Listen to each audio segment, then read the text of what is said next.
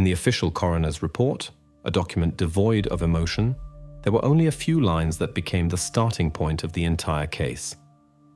Severe soft tissue damage and numerous hematomas discovered, indicating particularly brutal treatment.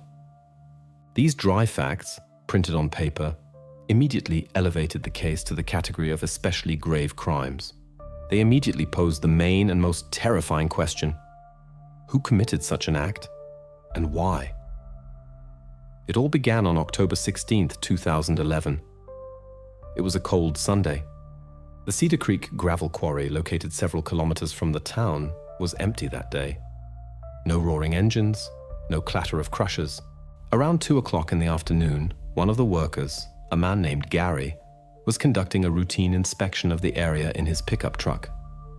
As he drove past one of the flooded pits, he noticed a bright spot at the water's edge that didn't fit into the gray autumn landscape. He stopped the car, approached closer, and realized he was facing a terrible discovery. The first call to 911 was recorded at 14:17. A patrol car immediately headed to the scene, followed by an investigative team. The quarry area was cordoned off. The initial examination was carried out under difficult conditions. The remains were partially in icy water, and the open terrain was windswept, which could destroy potential evidence. Investigators immediately noted that the girl had no outerwear, and multiple injuries directly indicated that her life was violently cut short. No personal belongings, no purse, no phone, no documents, were found within a radius of several tens of meters. The police had no immediate lead that could shed light on the victim's identity.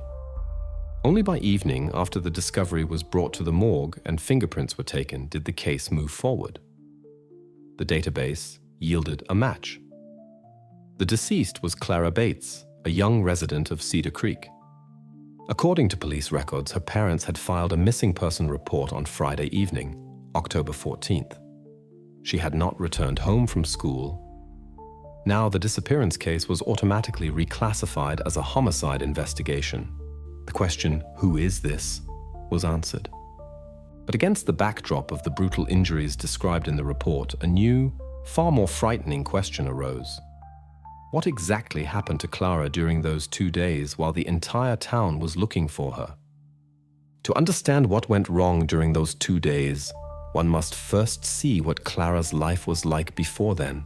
In one of the last family photographs taken just 1 month before the events, she stands between her parents, hugging her younger brother. A slightly shy smile, long blonde hair, an ordinary teenager in jeans and a hoodie. In the record of the first interview, her father, Mark Bates, would tell investigators a simple phrase that best described her. She was our light. A quiet, home-loving girl. This image of a living, loved person created a monstrous contrast with the terrible discovery in the cold quarry. Clara Bates was an 8th grade student at Cedar Creek High School. She lived with her parents, Mark and Susan, and her 7-year-old brother Tom in a small 2-story house on the outskirts of town. Her life, according to family and friends' testimonies, was absolutely predictable and measured. In the morning, her father drove her to school. After lessons, she walked home along the same route, a short forest path that cut through to their neighborhood. Friends described her as a bit shy, but kind. She was fond of drawing and spent a lot of time at home, helping her mother with her younger brother. In the case files, there are testimonies from her best friend Sarah, who sat with her at the same desk. "On Friday, everything was as usual," Sarah said. "We chatted during break, discussed history homework. Clara said she needed to get home faster because she promised Mom to help with dinner. Nothing strange. She didn't look alarmed." Her mother, Susan Bates, confirmed this during interrogation. She was very responsible. If she said she would come, she would come. That day, she was supposed to be back by 4 o'clock at the latest. On the day of her disappearance, Friday, October 14th, Clara Bates followed her usual routine. She was at school, left after the last lesson at approximately 15:15 and, as always, headed for the forest path. No deviations from her usual route were recorded. She had not arranged to meet friends, nor did she plan to go to the store or anywhere else. She simply walked home. This became the main mystery for the investigation. How could a person disappear without a trace from their usual, familiar to every stone road? Clara Bates was last seen alive at approximately 4:30 in the afternoon, when she exited the forest path onto the street leading to her home. There were no more than 800 meters to her doorstep, 10 minutes at a leisurely pace. This short stretch of road, familiar since childhood, became the main scene of the unfolding tragedy. What could have happened in those few hundred meters? October 14th, 2011. Friday was an absolutely ordinary day for Clara. In the morning, she went to school as always. During breaks, she chatted with friends, and in lessons, she took notes in her notebook. No conflicts, no strange conversations. Her best friend Sarah would later tell investigators that after the last lesson, around 15:15, they left school together. Clara said she was in a hurry to get home because she had promised her mother to help with dinner and waved goodbye. She was in her usual mood.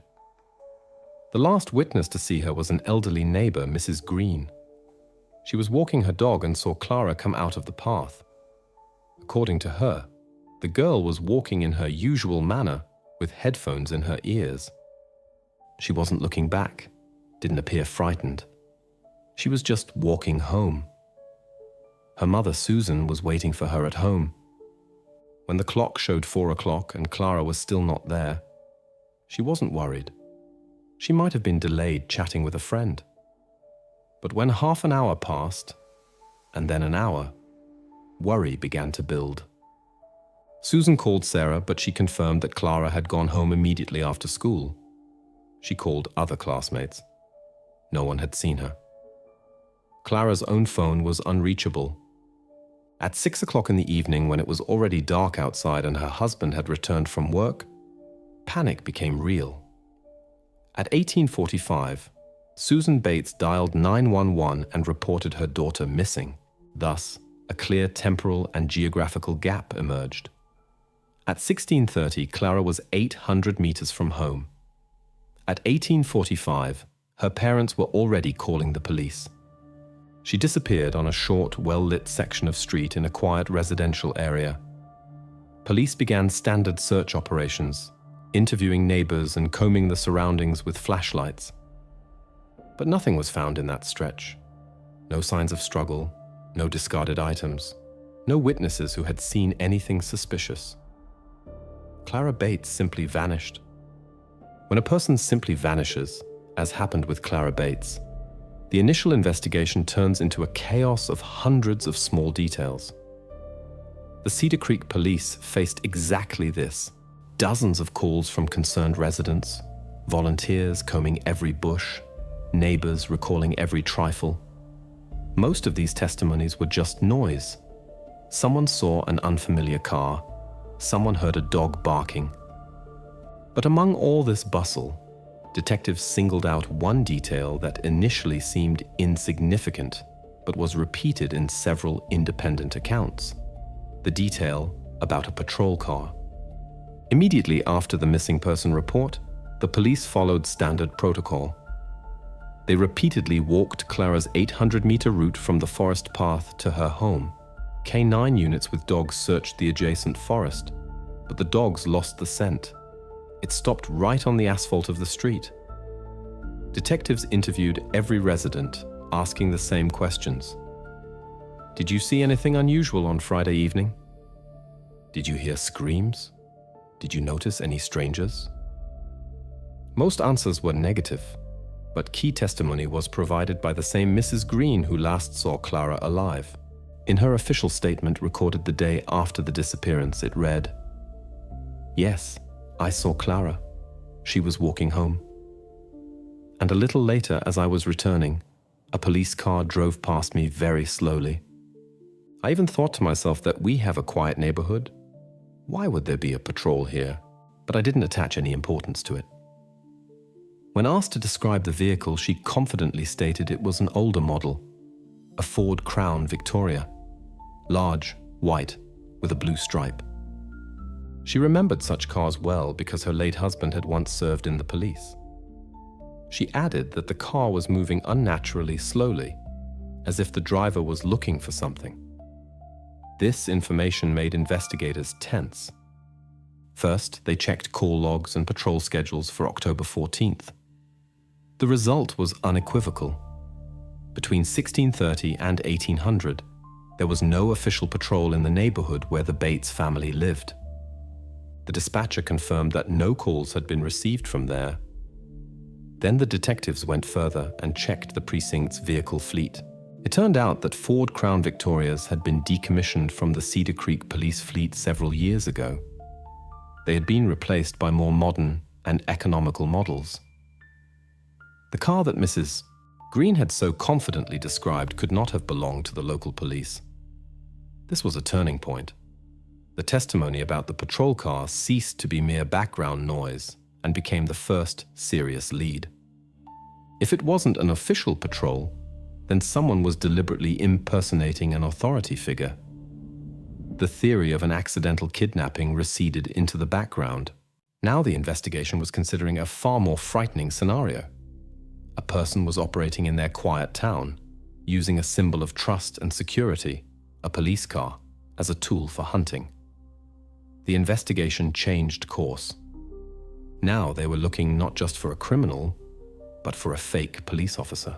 While one group of investigators tried to find traces of the non-existent patrol car, sifting through lists of decommissioned vehicles, another was engaged in more mundane work, checking everyone who might have even the slightest motive or opportunity.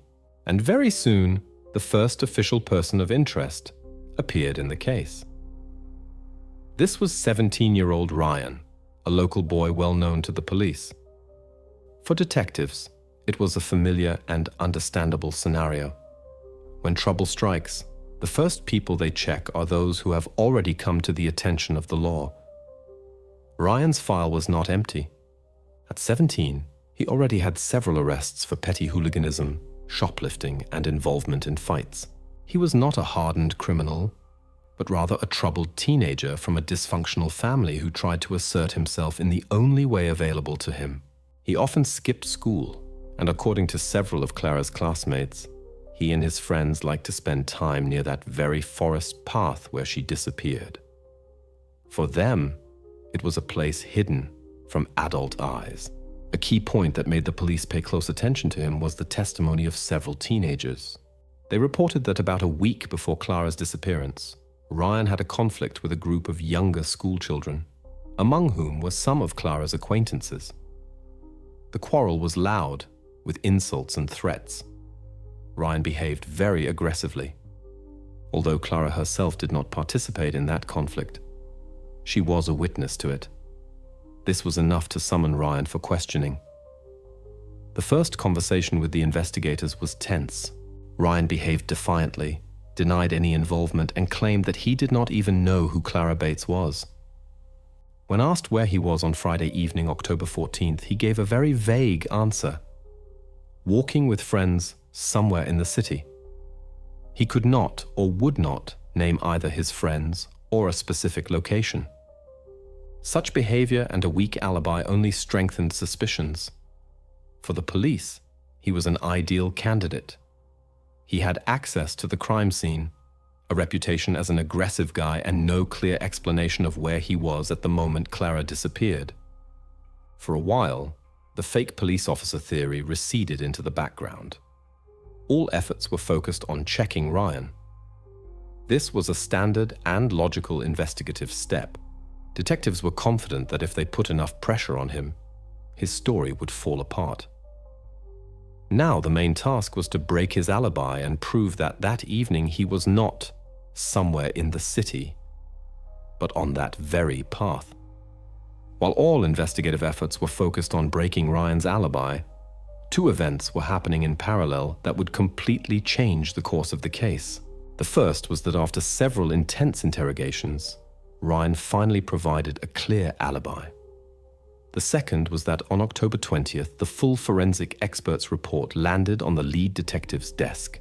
And in that report, among the dry medical terms lay a clue that initially seemed insignificant: several strange blue fibers. Checking Ryan was difficult. He continued to act insolently, but the investigators saw that fear was hidden behind his bravado. During the third interrogation, when he was directly told that he was the main suspect in the murder case, he broke. The guy stopped equivocating and finally told them where he was that evening. According to him, he and his friend took his stepfather's old car and drove to a neighboring town, located 60 kilometers from Cedar Creek. The purpose of the trip was prosaic: to buy cheap cigarettes at a gas station known for its low prices. He named his friend and the approximate time they were there. The story sounded plausible, but required thorough verification. At the same time, the forensic laboratory completed its work. The report confirmed the preliminary findings. Clara's cause of death was asphyxiation. But the most important thing was in the section on micro-evidence. On her clothes, mainly on the collar of her jacket and on her jeans, experts found several dark blue fibers. Analysis showed that it was a coarse synthetic fabric. Unlike either clothing material or standard car upholstery, the fibers were short and stiff, as if from an old work uniform or some kind of makeshift patch. This detail was entered into the case, but so far had no context. The denouement came quickly. Detectives sent to check Ryan's alibi returned with news. The gas station in the neighboring town was indeed equipped with video surveillance cameras, and on the recording from October 14th, with a timestamp of 16:45, Ryan and his friend were clearly seen standing at the cash register buying cigarettes. The time coincided with the moment of Clara's disappearance with an error of a few minutes. Physically, he could not have been in two places at once. The alibi was ironclad. Ryan was immediately excluded from the circle of suspects. At this point, the investigation reached a dead end.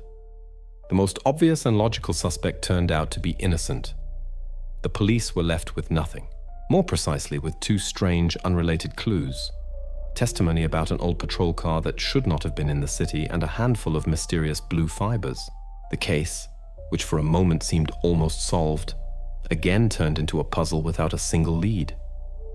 When an investigation reaches a dead end, the police have only one path left: slow, grueling, and often thankless. The theory involving Ryan, which had seemed so promising, crumbled to dust after the alibi check. Detectives found themselves back at square one with only two strange, unrelated clues: testimony about an old patrol car and a handful of mysterious blue fibers.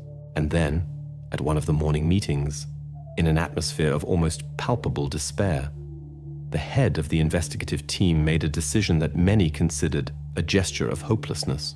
They decided to check every owner of a decommissioned Ford Crown Victoria police car throughout the entire province of Alberta and even in neighboring regions.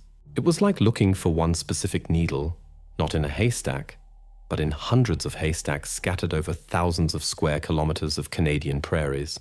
A large-scale police operation began, which was more like the work of archivists than an investigation. Several detectives were pulled from other cases and tasked with compiling lists. And here, they encountered the first serious problem. In 2011, there simply was no single electronic database for such vehicles. The information was fragmented. Part was stored in the Alberta Transportation Department, part in the archives of auction houses that handled the sale of state property. Data on cars sold to other provinces had to be requested separately, and each such request took days or even weeks. One of the investigators later recalled spending a whole day on the phone with a colleague from Saskatchewan trying to track a car that, as it turned out, had been disassembled for parts 5 years ago, but was still listed as operational in the A documents. After 3 weeks of titanic work, they finally had an initial list. It contained 247 vehicles registered in Alberta and another 89 in neighboring British Columbia and Saskatchewan. Every name, every address on this list had to be checked personally. And then the second, even more grueling phase began: fieldwork. Detectives split into groups and began methodically visiting owners. They traveled to large cities like Calgary and Edmonton, to small farming communities where everyone knew everyone, to remote homes standing in the midst of endless fields. The scenario was almost always the same. They showed their badge, explained the reason for the visit without going into the details of the case, and asked standard questions. Where were you on the evening of October 14th? Who can confirm this? Can we inspect your car? Most owners were ordinary people and willingly cooperated. Detectives met elderly collectors who had perfectly restored cars with gleaming chrome in their garages. They interviewed auto mechanics who valued old Fords for their reliability and ease of repair. They talked to young guys who bought these cars for their powerful engines and brutal appearance. Each time they inspected the interior looking for something unusual but found nothing. Weeks turned into months. November passed. The first snow fell. Christmas lights began to appear in house windows. A bitter reminder for the investigators of the Bates family for whom this holiday would never be the same again. The list slowly shrank, but the case remained at a standstill. Hope for a quick result faded, replaced by quiet despair. It seemed they were just sifting through papers and wasting time, while the real criminal out there, free, continued to live his ordinary, unremarkable life. This monotonous, exhausting work continued throughout the autumn and early winter. Hundreds of hours spent on calls and trips, thousands of kilometers accumulated on the wheels of patrol cars. And all this time it seemed that the investigation was not moving from a dead stop. But by January 2012, after filtering out everyone who had an ironclad alibi or whose cars did not fit the description, the huge list of hundreds of names finally narrowed down to 15. 15 people living within a radius of 300 kilometers of Cedar Creek. This was the last, most concentrated sample. Owner number 1, a farmer who was at a cattle auction that day, confirmed by dozens of witnesses. Owner number 2, a young student, his car was in repair, confirmed by documents from the auto service. Owner number 3, number 4, number 5. The checks went one after another, and each ended in nothing. And then it was the turn of number 7 on that list, Arthur Hale. The filtering process was logical, but laborious. Investigators decided to focus on geography. They drew a circle on the map with a radius of 300 kilometers centered in Cedar Creek. This was the maximum distance a perpetrator could travel in a few hours without arousing suspicion. Everyone who lived further away was temporarily put aside. Thus, the list was narrowed down to 15 names. Now there was no need to travel all over the province. The final, most thorough phase of verification began. Detectives set off again, but this time their visits were more detailed. They did not just ask questions. They carefully inspected cars, looking for any inconsistencies, any oddities. The first few visits yielded nothing. One of the owners turned out to be a truck driver, and his truck's tachograph showed that on October 14th, he was 1,000 kilometers from Cedar Creek. Another was an elderly man who barely left his home after his wife's death. His neighbors confirmed that his old Ford had not left the garage for weeks. Each time, the detectives left with a feeling of disappointment.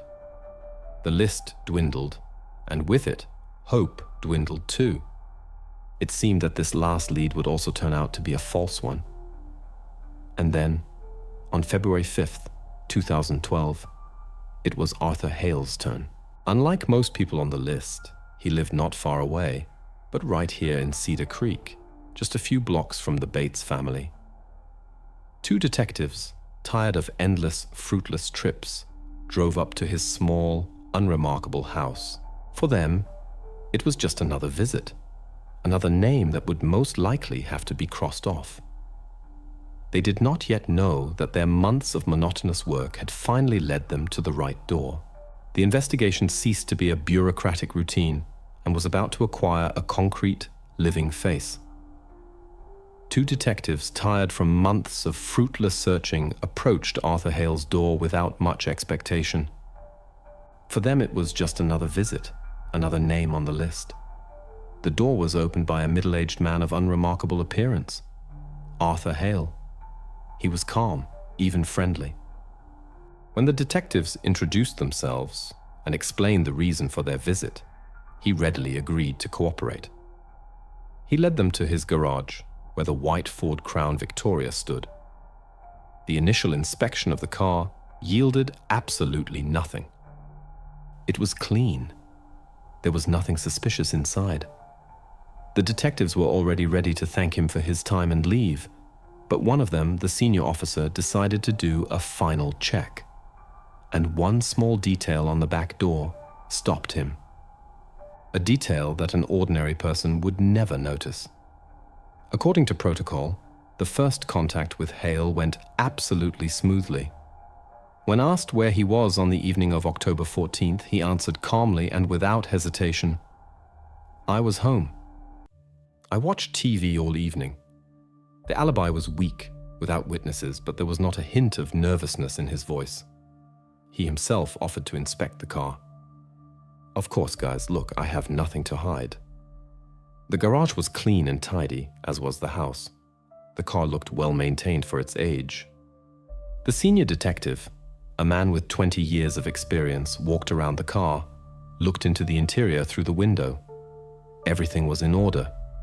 He was about to leave, but something made him open the back door. He pulled the handle, the door opened, and he looked inside. And that's when he saw something that made his heart beat faster. From the inside, on the upholstery of the back door, there was no handle to open it. For any police officer, this was a sign.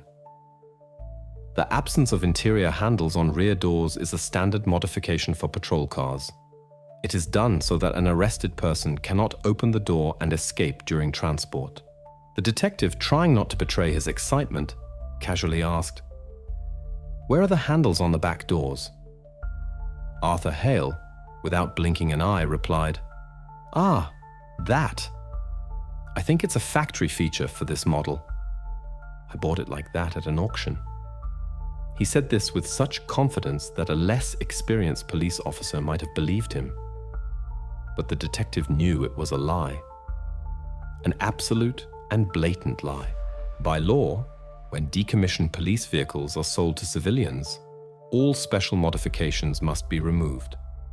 The installation of interior handles on the rear doors was a mandatory safety requirement. Hale's explanation was not just implausible, it was impossible. This one single detail, this small lie, instantly transformed Arthur Hale from one on the list into the main and only suspect. The detectives politely thanked him for his cooperation, got into their car, and drove away from the house. Their next stop was not the police station, but the court. Hale's lie became the irrefutable basis needed to obtain a warrant for a complete, thorough search of his car and home. Having obtained the warrant, the detectives acted quickly. They did not want to give Arthur Hale any chance to conceal or destroy evidence. Within a few hours, not one patrol car, but a whole convoy arrived at his house. Several cars with detectives and a forensic laboratory van. When Hale was presented with the search warrant, his outward calm cracked for the first time. Surprise mixed with fear flashed across his face, but he quickly composed himself and silently stepped aside, letting the police into the house. The search began simultaneously in the house and in the garage. And almost immediately, investigators began to find things that confirmed their worst fears. In the bedroom closet, neatly hung on a hanger, was a dark blue uniform, very similar to a police uniform, and in a box on the mezzanine lay a removable blue flashing light, exactly like those used by unmarked patrol cars. This was direct proof that they had found an impersonator, but it did not yet prove his connection to Clara Bates. The main attention of the forensic experts was focused on the car. The white Ford Crown Victoria was driven into the laboratory van for a full, thorough inspection. The experts began to work methodically, centimeter by centimeter, studying every corner of the car. They used special lamps to search for biological traces, took samples from the upholstery, steering wheel, and pedals.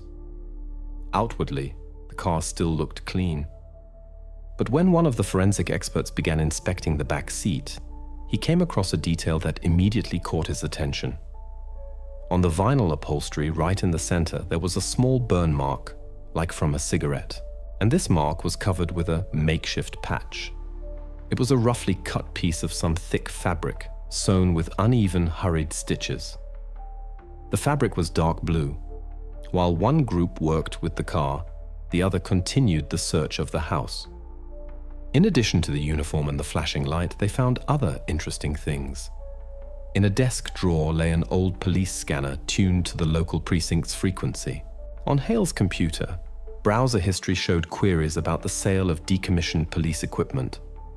All of this formed a single picture. Arthur Hale was obsessed with the idea of power and law enforcement. He did not just buy an old car. He purposefully created an image of a police officer collecting paraphernalia and equipment. He was playing cop, and apparently at some point this game went too far. But these were all circumstantial evidence. They proved that Hale was a strange and potentially dangerous person, but it was not enough for a murder charge. A direct, irrefutable link to the victim was needed, and that link was found. When the forensic expert examining the car reported the patch they found, the lead detective immediately requested the medical examiner's report. He opened the page with the description of microevidence and read the lines. Microfibers of coarse synthetic fabric. Dark blue color. Not standard car upholstery. The description perfectly matched what they had seen on the back seat. This was the moment they had been waiting for months. The mysterious blue fibers, which until then had been simply a meaningless detail, now had their source. They belonged to that ugly makeshift patch in Arthur Hale's car. There were no longer any doubts, no false leads. The investigation, which had wandered in the dark for so long, had finally found a direct path. Arthur Hale ceased to be just a person of interest. He became the main and only suspect in the abduction and murder of Clara Bates. When investigators began to gather information about the man whose car became the main evidence in the case, they encountered a paradox. On the one hand, they had irrefutable evidence.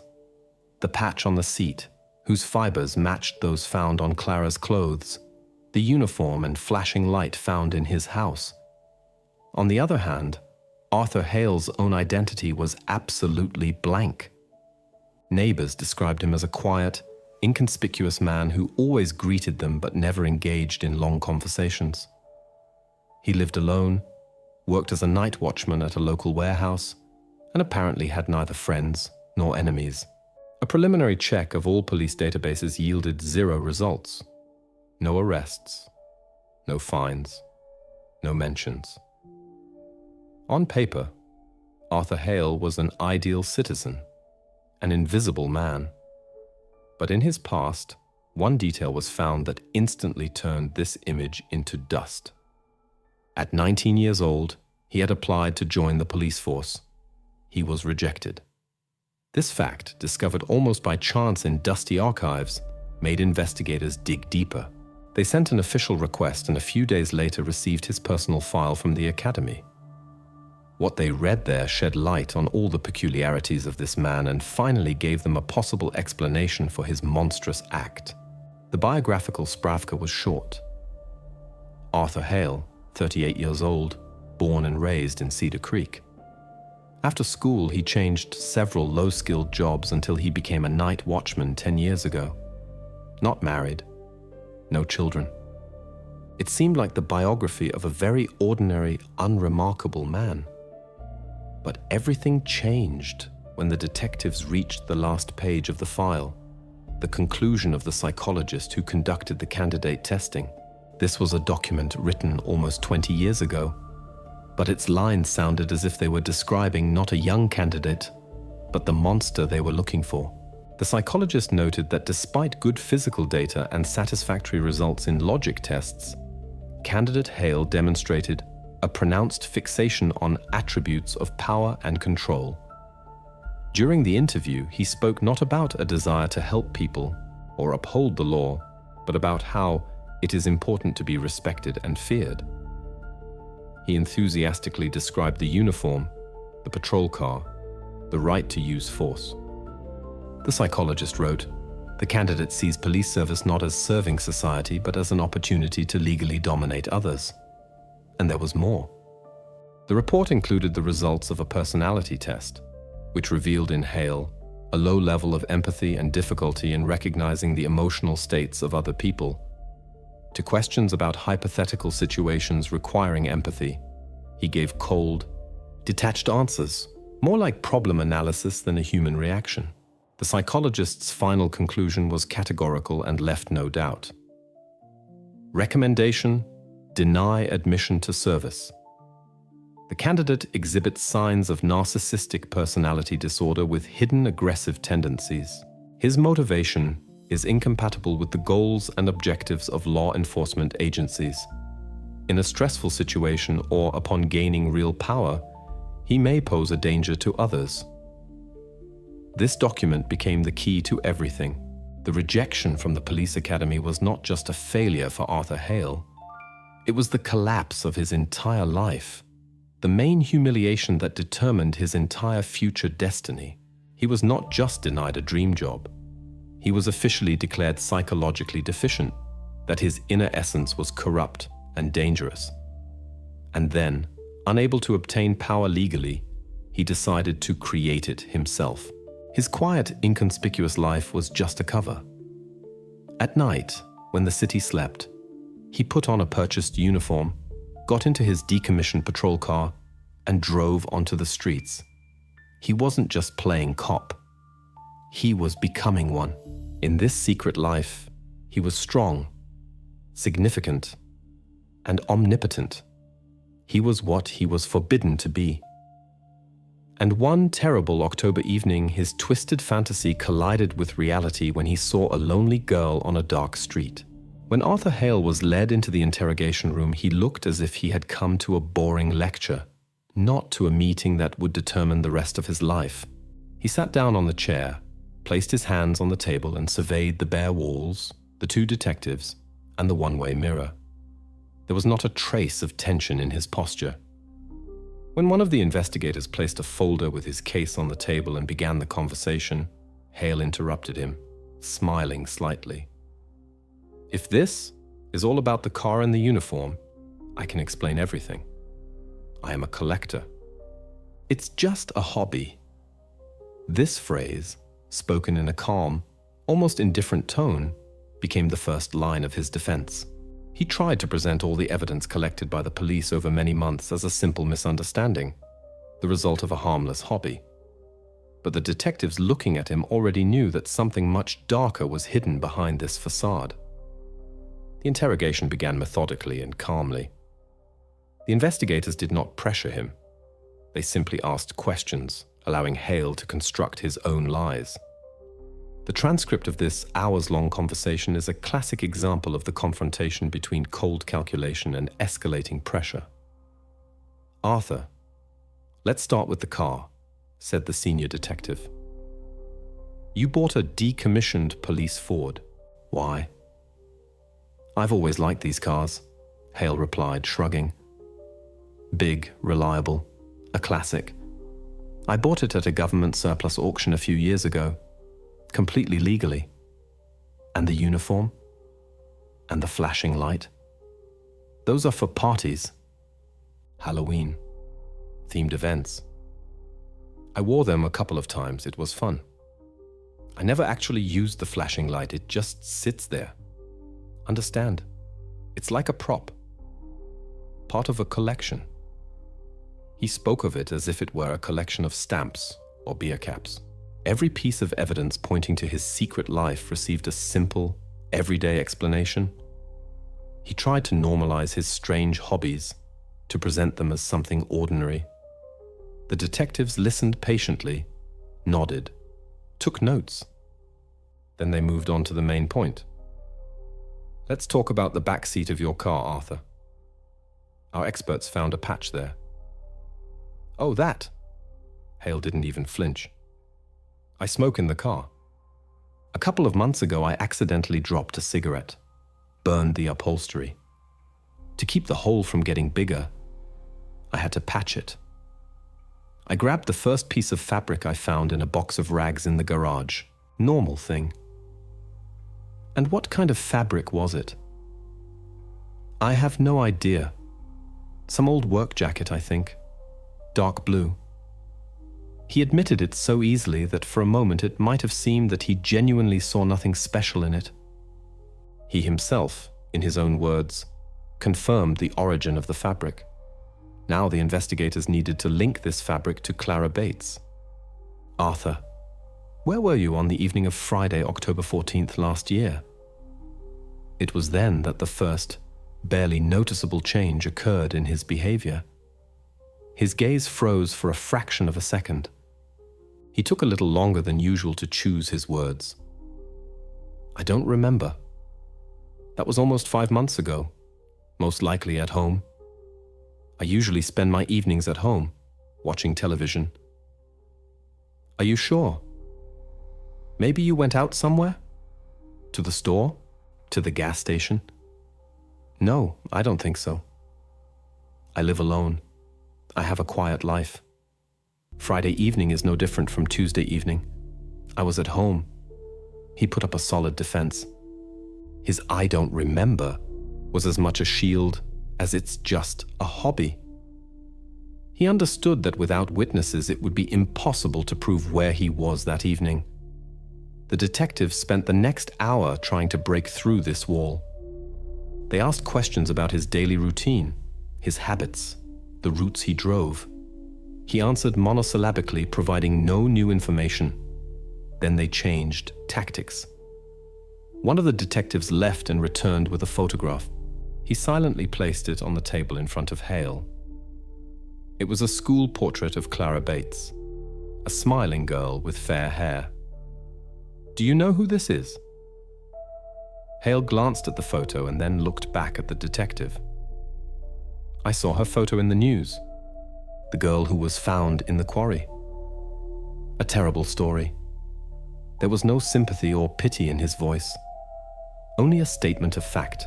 Arthur, the fibers from the patch in your car completely, 100%, match the fibers found on this girl's clothing. Silence filled the room. The detectives watched Hale, waiting for a reaction. Shock, anger, fear. But they saw nothing. He remained silent for a few seconds, staring into space, then slowly, almost lazily replied, "This is some kind of misunderstanding. A coincidence. I don't know how this could have happened. I have never seen this girl in my life. I have nothing to do with it." The interrogation continued for several more hours, but without results. Arthur Hale denied everything. He had built a wall of plausible explanations and memory lapses, and it was impossible to break through. The investigation had the car, the uniform, the patch, and the fiber match. But these were circumstantial evidence, Hale's words against the conclusions of the forensic experts. To present a case in court, they needed something more. They needed direct, irrefutable proof that would forever link Arthur Hale not just to his car, but to Clara Bates herself. While Arthur Hale sat in pretrial detention, silently continuing to deny his guilt, work was buzzing in the forensic laboratory. Samples of the dark blue fabric from the patch in his car and microfibers taken from Clara Bates's clothing were sent for in-depth comparative analysis. The investigators awaited this conclusion with great anticipation. Simple visual matching was not enough for court. They needed scientific 100% confirmation. A few days later, the first report landed on the lead detective's desk. The fiber expert's conclusion was short and unambiguous. The submitted samples demonstrate complete structural and chemical congruence. This was the first serious victory. But that was not all. In parallel with the fiber analysis, another team of forensic experts continued to dissect Arthur Hale's Ford. They were looking for what might have been missed during the initial inspection, invisible traces that could forever link this car to the missing girl. Special attention was paid to the back seat. All the vinyl upholstery was removed from it, including that makeshift patch. Every centimeter of the material was treated with special chemical reagents that make even the smallest biological particles, traces of blood, saliva, skin, glow under ultraviolet light. Initially, the searches yielded no results. The seat seemed clean. But when the expert began to process the foam padding beneath where the patch had been, he saw a faint, barely noticeable glow. This was the very lead everyone had been hoping for. Samples of this biological material were immediately sent for DNA analysis. The procedure required time, and the most agonizing days of waiting began for the investigative team. They had almost everything: motive, opportunity, circumstantial evidence. But without DNA confirmation, the case could still fall apart in court. Hale's lawyer could build a defense on a theory of accidental fiber transfer, a coincidence, anything. But against genetic code, there was no arguing. The results arrived 1 week later. The detective who received the envelope from the lab opened it with trembling hands. Inside was a 2-page report, but he only read one line at the very end, in the conclusions section. This line nullified all of Arthur Hale's lies, all his "I don't remember," and "it's just a hobby." DNA analysis confirmed with a 99.999% probability the biological material found in the back seat of the car belonged to Clara Bates. This was irrefutable proof. There was no longer any need to build theories and conjectures. They had a scientific fact. Clara Bates was in Arthur Hale's car. Her DNA was found deep within the seat foam, indicating prolonged and possibly forceful contact. The wall of silence Hale had built around himself collapsed in an instant. Now his words were meaningless. Against him was not just a coincidence of fibers, but the genetic imprint of his victim. The investigation was over. The path to justice was beginning. Arthur Hale was brought back to the same interrogation room, the same featureless environment, the same steel table, the same 2 detectives sitting opposite him. But this time, the atmosphere was completely different.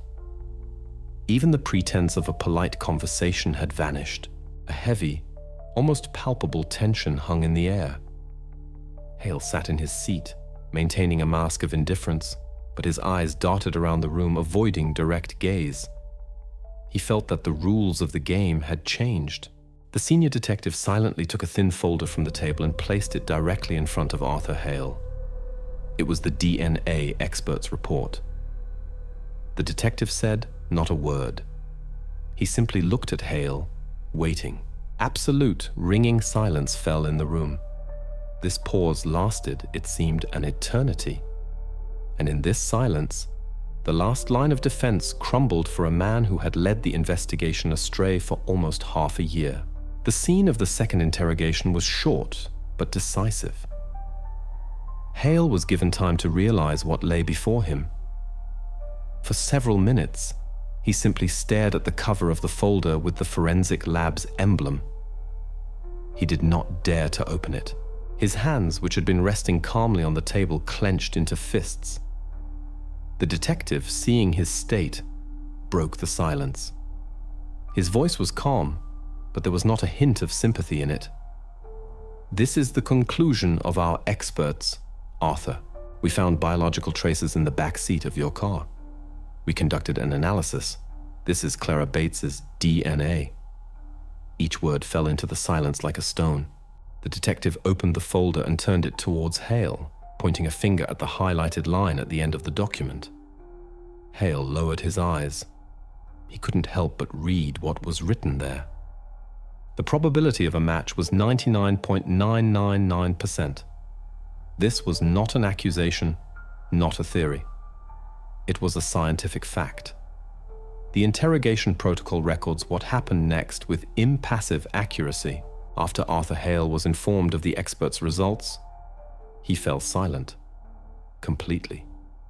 He did not try to argue, did not talk about coincidence, did not invent new explanations. His face, previously inscrutable, turned into a stone mask. He simply stared at the report.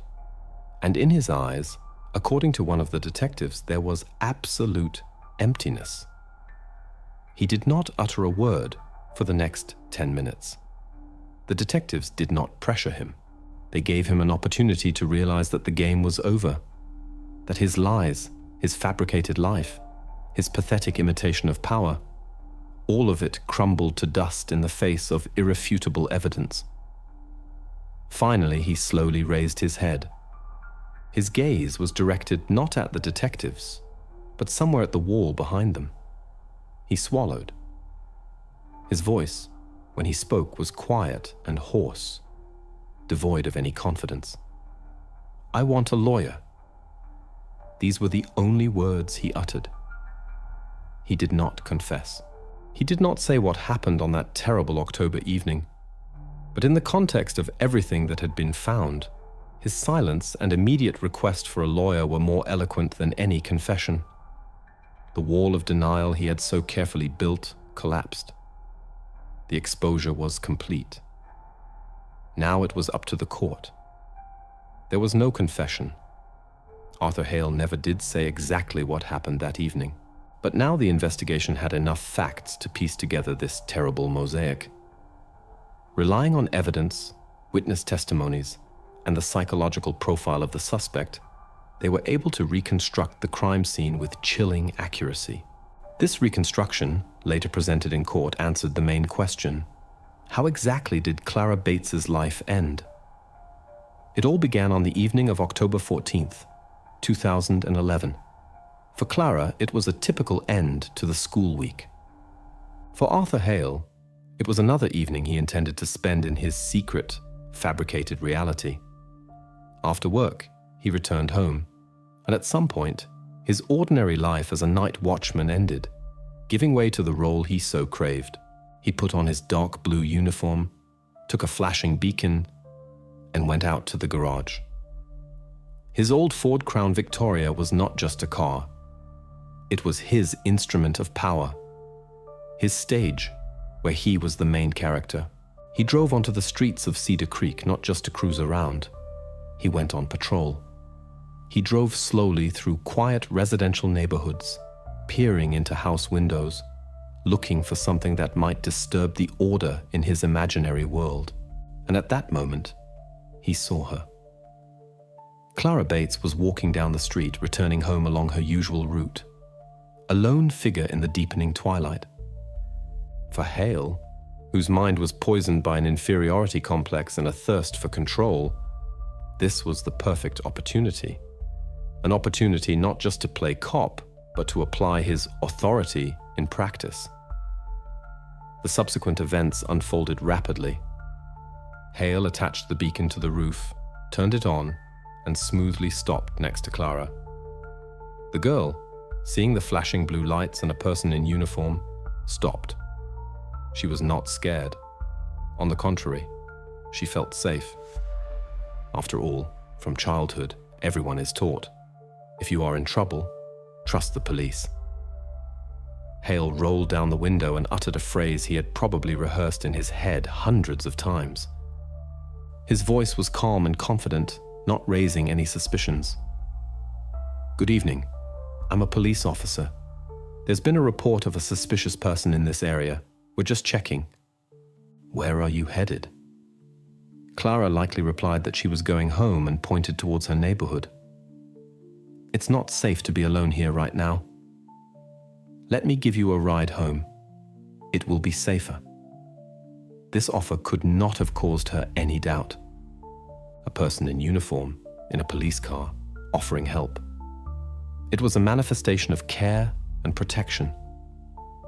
Without hesitation, she walked around the car and sat in the back seat. The moment the door closed behind her, the trap snapped shut. She did not yet know that it was impossible to get out of this car without the driver's help, that there were simply no handles on the back doors. Hale locked the doors. The car started, but it did not go in the direction of Clara's house. It drove away from the city towards an abandoned gravel quarry. What happened in the car during those minutes can only be guessed. Most likely, Clara initially did not understand what was happening, but when she realized she was not being taken home, she began to panic. She tried to open the door, but to no avail. At that moment, Arthur Hale felt for the first time in his life what he had so yearned for: absolute, boundless power over another human being. The frightened, defenseless girl locked in his car was the complete opposite of himself. A weak, system-rejected failure. He brought her to the quarry, a deserted, isolated place, ideal for committing a crime. There, away from prying eyes, his twisted fantasy became reality. What happened next was not just an attack. It was an act of asserting his superiority, compensation for all the years of humiliation. He was not just Arthur Hale, the night watchman. He was force, power, judge. When it was all over, he left her body by the water, confident that all traces of his crime would remain there, in this quiet, God-forsaken place. He was wrong. He left fibers from his ugly patch on her clothes. He left her DNA in his car. He left traces that, after months of painstaking work, led the police directly to his door.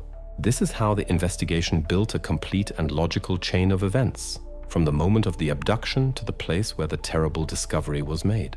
The trial of Arthur Hale began in May 2013, almost 1.5 years after the terrible discovery in the quarry. During this time, the case grew with hundreds of pages of reports, expert opinions, and protocols. But in the courtroom, all this stack of papers boiled down to one main task for the prosecution. They needed to prove the guilt of a man who never uttered a single word of confession. They had to not just present evidence, but to link it into an unbreakable chain that would leave the jury with not a shadow of a doubt. They needed to make the silent killer answer for his actions, relying only on cold, voiceless facts. The session proceeded in oppressive silence. Arthur Hale sat in the dock, the same quiet, inconspicuous man who now looked even more detached in a baggy prison uniform. He hardly looked at the jury or at the Bates family who sat in the first row. His gaze was fixed somewhere into the void. The prosecutor began his speech methodically, step by step building before the jury a picture of what had happened. He started with the car. Photographs of a white Ford Crown Victoria were shown on the large screen. The witness, Mrs. Green, confidently identified the car she had seen that evening. Experts explained to the jury that the absence of handles on the rear doors was not a factory feature, but a special modification that turned an ordinary car into a trap. Then the prosecutor presented the uniform and flashing light found in Hale's house. These were not just things. These were tools of deception, with the help of which a night guard turned into a representative of authority whom it was impossible not to trust. Next, the prosecution moved to the motive. Excerpts from that 20-year-old psychological report were read in the courtroom. Words about hidden aggression and fixation on attributes of power now sounded not like a warning, but like a prophecy. The prosecutor painted a portrait of a man whose life was poisoned by an inferiority complex and a thirst for control that he could not realize legally. His nocturnal patrols were not a harmless hobby, but a way to compensate for his humiliation, to feel strong and significant through the fear of others. The defense tried to object. Hale's lawyer insisted that an interest in police paraphernalia was just a strange, but not criminal, hobby. He argued that there was no direct evidence that Hale used the uniform and flashing light that evening. But all these arguments crumbled into dust when the prosecution moved to the main evidence. 2 sealed bags were placed on the table in front of the jury. In one was a piece of vinyl upholstery with an ugly dark blue patch. In the other, Clara Bates's hoodie. A forensic expert, called as a witness, confirmed under oath, microfibers from the clothing and from the patch were identical. This was the first direct link connecting the victim and the killer. But the decisive blow was yet to come. The prosecutor called the next expert, a DNA analysis specialist. In complete silence, he described how biological traces were found on the foam padding under the patch, and how laboratory analysis with a probability of 99.999% confirmed that this DNA belonged to Clara Bates. At that moment, there was not a single person left in the courtroom who doubted Arthur Hale's guilt. His lies were destroyed by science. The lawyer tried to the last to create doubt among the jury. He said, "Yes, perhaps the girl was in his car. But where is the evidence that he was the one who harmed her? Where are the witnesses to the attack itself? Where is the murder weapon?" He tried to present all this as a chain of tragic coincidences, but it was already too late. The jury retired for deliberation. They were gone for only a few hours. When they returned to the hall, there was not a shadow of doubt on their faces. The foreman of the jury stood up and, looking directly at Arthur Hale, read the verdict. Guilty of kidnapping. Guilty of sexual assault. Guilty of first-degree murder, using deception and impersonation of an authority figure. Arthur Hale listened to the verdict without a single emotion, as if it concerned someone else. The judge's sentence was final and irreversible. Life imprisonment without the possibility of parole. Justice prevailed. But even after the trial, one question remained unanswered. How long had Arthur Hale been engaged in his patrols? And did he have other victims who perhaps were just luckier than Clara? The verdict officially closed the case of Arthur Hale. Justice, as much as possible, prevailed. But even after the judge struck the gavel, one question still hung in the air, haunting not only investigators but all residents of Cedar Creek. A question to which Arthur Hale never gave an answer. Was Clara Bates his first and only target? Today, Arthur Hale is serving his life sentence in a maximum security correctional facility. Throughout all these years, he has not given a single interview and has not uttered a word of remorse.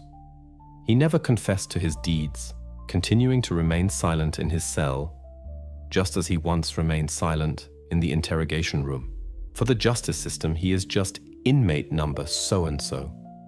But for history, he remained an invisible man who for years hid his monstrous secret life under a mask of ordinariness. How many times did he go out on his nocturnal patrols before that fateful October evening? How many times did he stop cars or approach lonely passers-by, enjoying their fear and his imagined superiority? These questions will never be answered. The Bates family could not stay in Cedar Creek. The town that was once their home turned into a place where every corner reminded them of their irreparable loss. Soon after the trial, they sold their house and left, trying to find a place where they could start piecing their lives back together. Their quiet, happy family was destroyed by a man who lived just a few blocks from them. But this tragedy also had one long-term consequence. The case of Arthur Hale became a high-profile precedent that revealed a dangerous loophole in the law. The story of how an ordinary night guard was able to easily assemble a full set of police equipment and use it to commit a crime caused a wide public outcry. The authorities of the province of Alberta were forced to react. Checks were initiated, and within the next year, the rules for selling decommissioned police vehicles and equipment to private individuals were drastically tightened. Now every such transaction undergoes strict control, and all special modifications must be dismantled without fail. Clara's life could not be brought back, but her story perhaps saved someone else from a similar fate. Thus ended the story of the quiet backwater of Cedar Creek. The case is officially closed, the criminal is behind bars, and amendments have been made to the laws.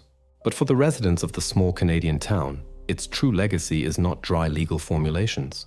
It is the cold, unsettling realization that the most terrible monster may not be an alien from crime chronicles, but a quiet neighbor who wishes you a good morning every day.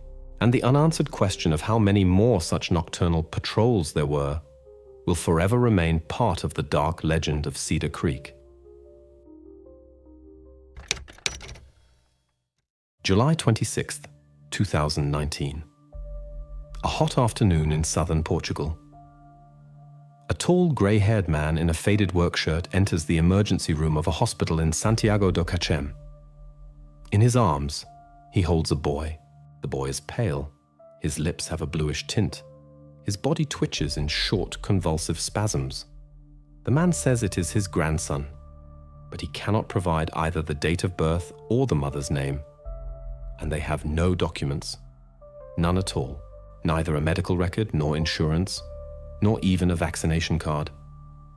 The doctors exchange glances. The situation is not just strange, it is unsettling. Everything is recorded in the emergency room protocol.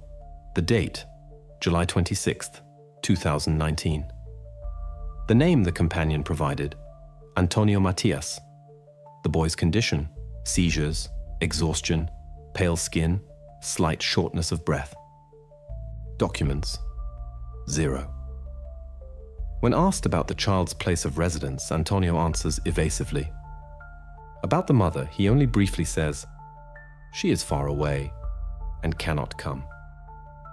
The paramedic checking his pulse sees that the boy is very thin. His bones seem to be outlined under the skin. His clothes, foreign, not his size, a stretched-out t-shirt, old shorts. When asked about vaccinations, Antonio mumbles, "We're done, a long time ago." And each time he is asked to clarify something, he nervously tugs at his shirt collar, as if trying to avoid the questions. In the corridor, he barely lets the boy out of his sight. He holds his hand, sits next to him on a plastic chair. But this does not look like care, but rather a desire to control his every move. At the reception, an empty file is opened. No name, no medical history, no contact with relatives. For the doctors, all this is a red flag. According to protocol, the admission of a patient without documents is recorded and forwarded to social services. Here, it was decided not to wait. The nurse immediately sends a notification. The pediatrician on duty makes an inquiry to the police and initiates a DNA test. At this moment, no one on staff suspects that this action will trigger an investigation that will uncover one of the darkest stories in modern Portugal. A story that was hidden for 20 years behind the walls of an old garage on the outskirts of Alentejo. From the outside, everything looked decent. A whitewashed house with ochre shutters, clean tiles in front of the threshold, 2 clay pots with laurel. The said garage behind which the secret was hidden stood somewhat apart, 30 steps away, and looked like an ordinary tool shed. If you had driven past on the winding road to Grândola, nothing would have indicated the unrest of that July day in the hospital. Before you would have been an ordinary farmhouse, like those found on every second hill in Alentejo. And it is precisely this contrast that captivates one. How is a world with whitewashed walls connected to the boy who was brought to the emergency room without a single piece of paper? The farm was called Monte do Freixo, Ash Hill. The earth here is dry but fertile. In autumn, olives. In winter, repair of drip irrigation. In spring, endless talks about the rain, which will decide everything. Antonio Matias started his small tractor early in the morning, transported barrels, patched the net, changed light, bulbs in the chicken coop. One of those people about whom neighbors say in one word, a hard worker. Outwardly, reserved, almost never smiles, drives to town for groceries quickly and by himself. One might think he simply dislikes long conversations. Rosa, his wife, was the classic mistress of such places. Small, with an apron and market bag, she knew the cheese vendors and the baker who gave her day-old rolls at a discount, by name. Sundays, church in Grândola during the week, sometimes the vegetable garden, sometimes the laundry, sometimes a quick visit to a neighbor for tea. A gentle voice, a lowered gaze, a way of speaking as if she were constantly apologizing for the noise of the washing machine. About such people, they say here, still waters run deep. And no one would have thought to look for a storm in their house. About their daughter, only one version was known in the area. Inés had long ago gone to a community by the sea. That's what the Matias themselves said. That's what the neighbors repeated.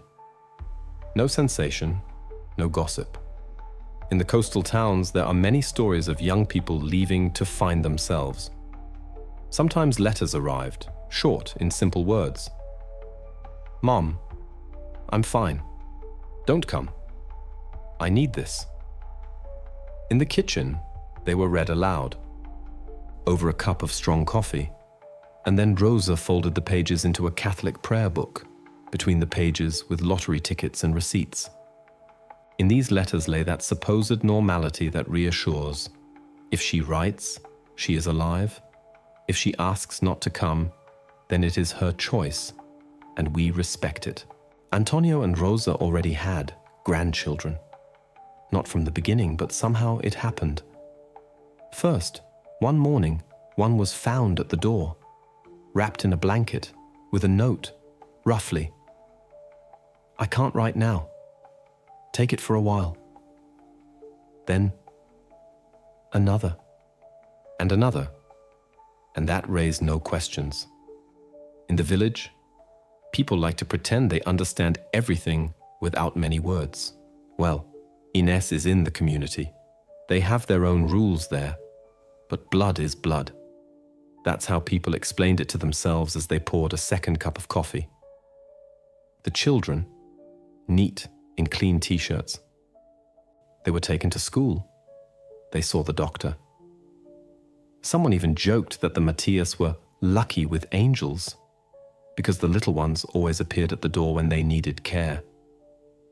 In the evenings, silence was loved on the farm. Only sometimes a dull hum emanated from the garage, as if a pump was drawing water for irrigation. It was attributed to the thrifty homeowner.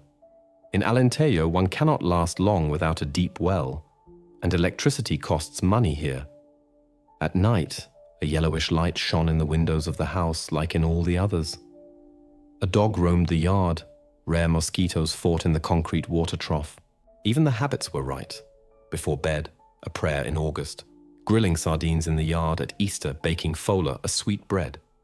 No exoticism and no sensation. Neighbors described the family with the same words. Reserved but decent. Don't make noise. Help when asked. Antonio lent his neighbor his tractor for an hour, for a symbolic euro, and always returned borrowed tools on time.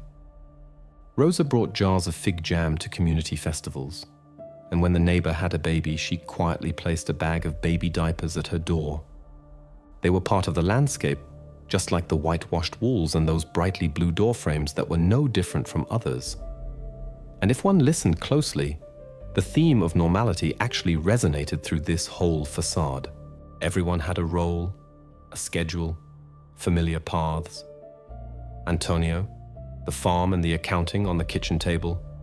Rosa, the market, the church, and the grandchildren, whose shoes were promptly repaired and notebooks bought. According to the documents, everything in order, taxes paid, water bills settled, car insured. In the family photos, that coziness, a plastic table in the yard, lemonade in glasses, a paper garland for St. Anthony's Day. But in this perfect picture, there were small things that no one put together. One of the boys' shorts were, for some reason, always one size too big. Antonio sometimes became irritated when stopped at the gate for a chat. "Have my hands full, excuse me." And that nightly hum from the garage occurred more frequently in summer, when the irrigation for the night was already switched off. These signals were lost in the habit of explaining everything with simple versions. The dry wind, the heat, the farmer saving money, the girl starting a new life by the sea. By 2019, the family had a solid reputation. In the community book next to their surname, clean check marks, donations, participation in cleanup efforts, help for the elderly. At local festivals, Antonio rarely stayed long, but he came. That too was noted. No one seriously discussed the vanished Inés. The story of the community on the Atlantic had become a kind of clean stamp with which one closed the topic without wanting to dig further. For neighbors, it's enough if something sounds plausible. For the system, papers and check marks. And that's why the call from the hospital didn't fit the picture at all. An adult who knows neither vaccinations nor the mother's last name. A boy who has no history, as if he appeared out of nowhere. It is a strange splinter that does not fit into the puzzle of the normal life of Monte do Freixo. Until July, everything held together on usual explanations and vague formulations.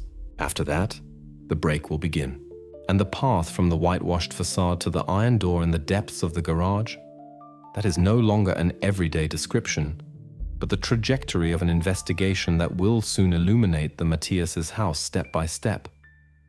Step 1. Return to where everything broke. June 20th, 1998. Inés's birthday.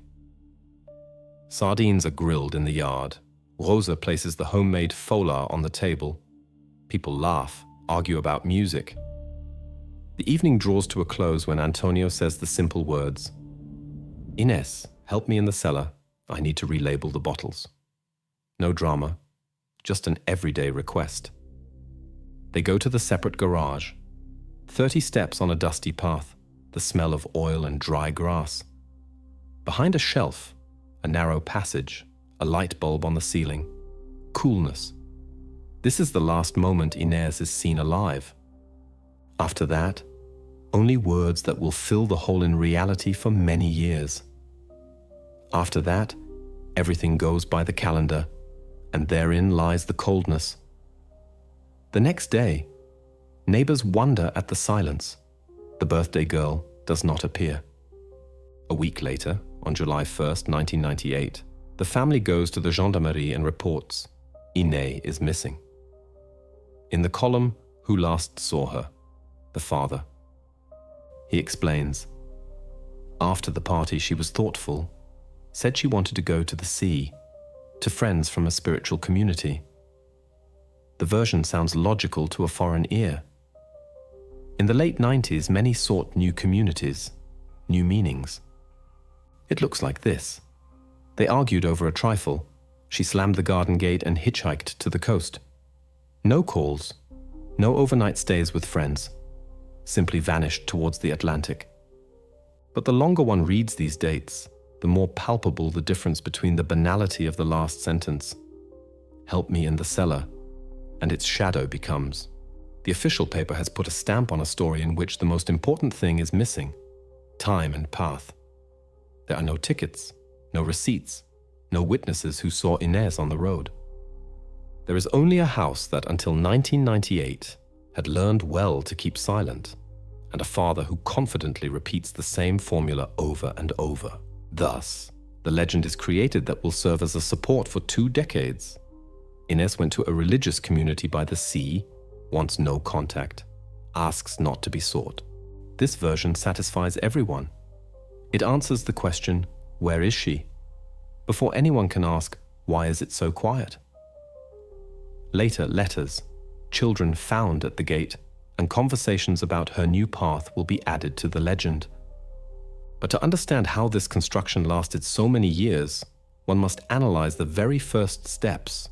Who said what, with what papers everything was supported, and exactly what the police investigated in the first few weeks. That is exactly where the actual investigation will begin. The actual investigation begins with simple steps and very quickly hits a wall. The police arrive at the farm, ask the usual questions. What happened on the birthday? Who did Inés speak to? What items disappeared from her room? They inspect the house.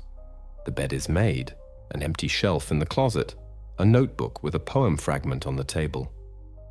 The garage is also inspected, but only superficially. Tractor, shelves, oil smell, nothing criminal. And even then, something appears in the file that seems like an answer, a matter that seems to confirm the family's version. First, in July-August 1998, everything proceeds according to the 90s protocol. The village police officer calls friends and classmates, asks at the market in Grândola whether anyone saw Inés on the bus to the coast. They check a few communities by the sea, one in an old mansion, another in a village where musicians and craftsmen meet in the summer. No one recognizes the girl from the description. There are no cameras in the village, almost no records of mobile phone connections. Inés only had a landline. The trail literally disappears on the dusty path between the house and the IC1 road. September brings silence. The official version forms almost by itself. Inés is of legal age. She could have left voluntarily. The family is advised to report anything unusual, and the investigators themselves switch to sporadic checks, looking in the mailbox, asking at the bus station, inquiring in the community. And then, after more than 1 year, when it seems that nothing more will be clarified, an envelope appears in Rosa's mailbox. The 12th of October 1999. Normal white paper, no return address. On the postmark, a coastal sorting center. Inside, a letter. Irregular lines, recognizable letters, like in teenage notes in albums. Rosa reads and cries, "Mom, I'm fine. I'm in a community by the sea. I have my peace.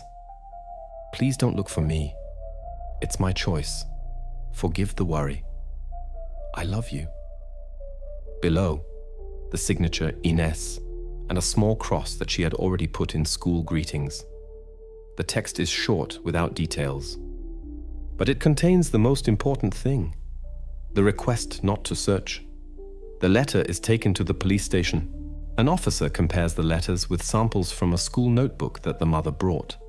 The loop of the G, the characteristic S, the large dots above the I. It looks similar. Antonio confirms, Inés's handwriting. She always wrote like that, and that becomes the physical evidence that had seemingly been missing. No threats, no request for help, so no danger. This is how the officers interpret the paper, who every day have to decide where a family drama ends and a criminal case begins. After that, the mechanisms of the time take hold. The priest of the next parish is asked to keep his ears open in case Inés appears at confession. Social services make 1 or 2 attempts to contact the communities, but that is a world without registers and websites. The address, a house by the sea, is a strip of dozens of kilometers. The reports summarize in 1 sentence. No confirmations found, no signs of coercion. Relatives have received a letter from Inés herself. And with this sentence, the case basically cools down. For the family, it is easier this way. The letter lies in the prayer book between the pages like an amulet, and a new logic of life is built upon it. She lives. She has chosen. We have no right to interfere. In conversation with the police officer, Antonio carefully repeats, "She asked not to search." The paper becomes a shield behind which one can hide any embarrassment. Why doesn't she call? Because they have rules there. Why doesn't she write more often? Because they keep silent. Why is there sometimes an engine heard at the gate at night? Because of the pump and the irrigation. For the investigation, this letter is a formal turning point. It is added to the file and marked with a note that in such stories sounds almost like a judgment of silence. Active search discontinued. Observation, passive. That means no systematic patrols, no regular inquiries on the coast, only the statement, "If something turns up, we will come back. If not, a person has the right to their choice." The mistake here is not that the paper was believed, but that a period was put without checking where it came from, where the envelope was bought, why there is no return address, who threw the letter into the box. From that moment on, the legend finally receives a document. It is no longer just the father's words at the kitchen table. It is filed in a folder with a coat of arms on the cover. And precisely for this reason, everything will develop as is convenient for the lie. New notes, toddlers found at the gate, conversations about the rules of the community, the police, convinced that it is a voluntary departure, will step back. And the house on the hill will continue to lead a supposedly quiet life, where the pump hums at night and laundry dries on the line during the day. In the next episode, this one shield, a single letter, will explain everything. And precisely with its help, the family will hide for almost 2 decades until another unforeseen incident breaks through the defense. But before an unforeseen incident broke through the defense, the investigators needed a convenient answer, one that would quickly and elegantly resolve the tension. And such an answer was found almost immediately. Inés's ex-boyfriend, Tiago Vive.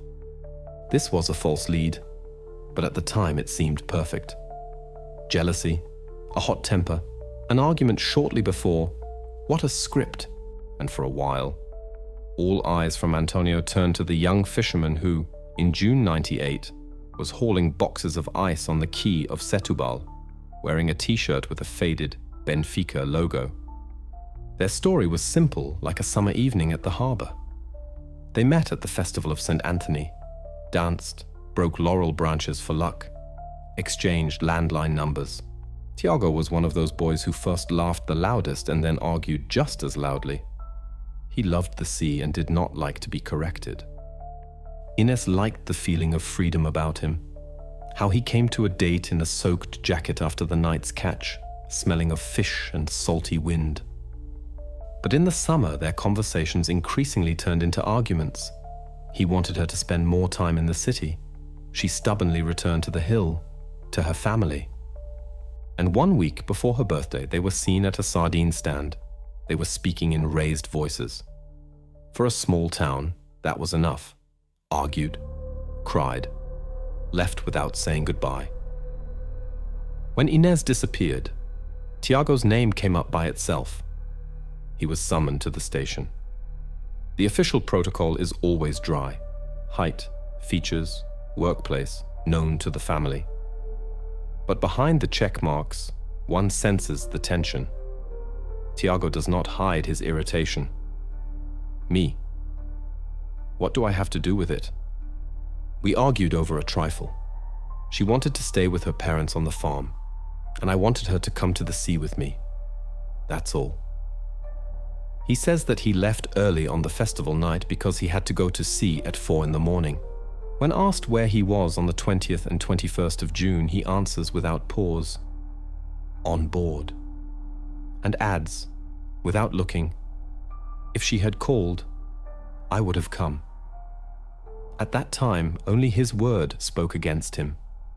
A few witness statements from neighbors about the argument, an old warning from the village police officer about a bar fight 1 year before, the reputation of a hot-headed guy. In such stories, that can be enough to direct all the community's anger at one person. But the case does not hang in the air. Meticulous records are kept for fishermen. The ship Nossa Senhora do Mar operates according to plan. Port authority stamps, crew lists, radio, logbook. And this logbook becomes Tiago's lifeline. The captain confirms. On the 19th evening, we loaded ice. On the 20th at 3:50, we set sail, course south, area around Cape Espichel. Radio traffic is recorded in the watch log. Note of receiving the storm warning at 6:10, entry of coordinates. At 7 o'clock, the first net. At 10 o'clock, the second. Return to port on the evening of the 21st. Acceptance of the catch at the fish market. As evidence, the dispatcher's signature and the stamp of the auction hall. An entire crew has a simple but ironclad version. They were at sea, without connection to the shore, according to local clocks and duties. And there was no room for secret night trips to the Alentejo. And why would there be? Even the everyday clues support the alibi. The cooperative's payroll, Hours worked, bonus for good catch credited. In the fish market's cash register, receipts for ice and diesel. In the harbor bar, Tiago's coffee debts, written in his name on the morning of the 21st. Several people from the crew tell the same story without consulting each other. He cursed a wet boot that chafed his foot and joked all day about new shoes that will bring luck. These small details cannot be faked afterwards. And yet, the investigators play out the version to the end because they have to. They ask about that argument, what it was about, how heated, whether there were threats. Tiago shrugs. Words, you know. I'm hot-headed. So is she. Nothing special. They check the phone. No calls from Inés during those days. They speak to Tiago's mother. She complains about her son's character, but simply says, he's sometimes a fool. But not bad. He was at sea from 4 a.m. What do you want? To be safe. A search of his room. A few t-shirts. A Marisa poster on the wall. A fishing knife in the bedside drawer like half the harbor crew has. No traces linking him to the girl's disappearance. No clothes with suspicious stains. No letters. In the end, the version with the jealous boyfriend is dropped. The wording is cautious. Person of interest, alibi confirmed, no direct evidence of involvement. He is not definitively removed, just put on the shelf. Sometimes police officers say among themselves, let's let it rest. Maybe something will turn up. And that is the right decision. Because in such cases it is dangerous to fall in love with the first convenient story and close your eyes to everything else. The false lead played its part. It gave the Matias family a few more months of peace. The village breathed a sigh of relief. Thank God the boy has nothing to do with it. The gaze returned to where it should have been from the beginning, to the house on the hill, to the whitewashed walls, to the garage from which a hum came at night, to where habits explained too much, and the answer, she went into a community, had long become the universal key to uncomfortable questions. And precisely from this moment on, the investigation gradually shifts, from the sea and the arguments, to the homeowner's daily routine, to boring purchases and strange night drives. There in these small details, the first cracks in the legend will appear. The cracks in the legend appeared, as often happens, in the small details. First, the sound. Not a scream, not the noise of an argument, but a steady nocturnal hum emanating from the detached garage, as if machinery was working deep underground somewhere. No one connected it with Inés's disappearance. In the village, this is not customary. Everyone is busy with their own. Everyone has their secrets. But the hum was insistent, and it kept coming back. On the 7th of May, 2005, the neighbor, Don Eduardo, finally complained to the municipal police station in Grandola. He officially declared, "At night it makes a noise like a pump. One cannot sleep."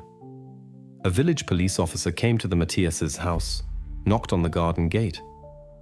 Antonio came out immediately without surprises. He showed the utility well, the plastic pipes, the cover of the technical shaft. He simply said, "I save water. I turn on the irrigation at night. Less evaporation." The explanation sounded reasonable, especially since here in summer, irrigation is indeed done at night when the heat subsides. The officer looked at the sensors, at the timer, noted pump in his notebook. The complaint was closed. Formally, there was nothing to object to.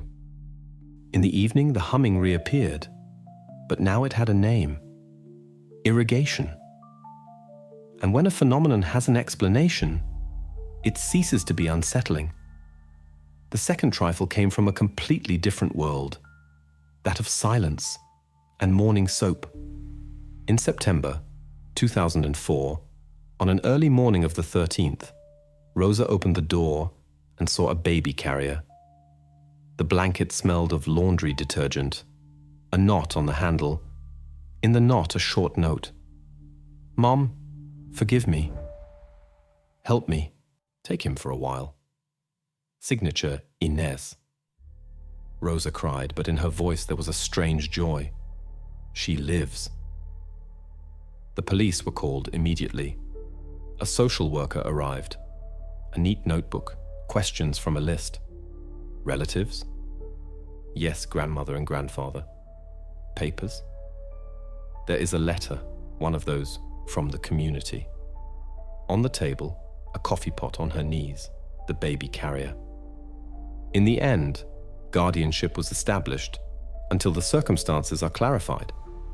The boy was named Miguel. The doctors examined him, healthy. And this scene solidified the convenient formula. The daughter has gone to find herself, but she trusts her mother and asks for help. In the village, this was accepted without resistance.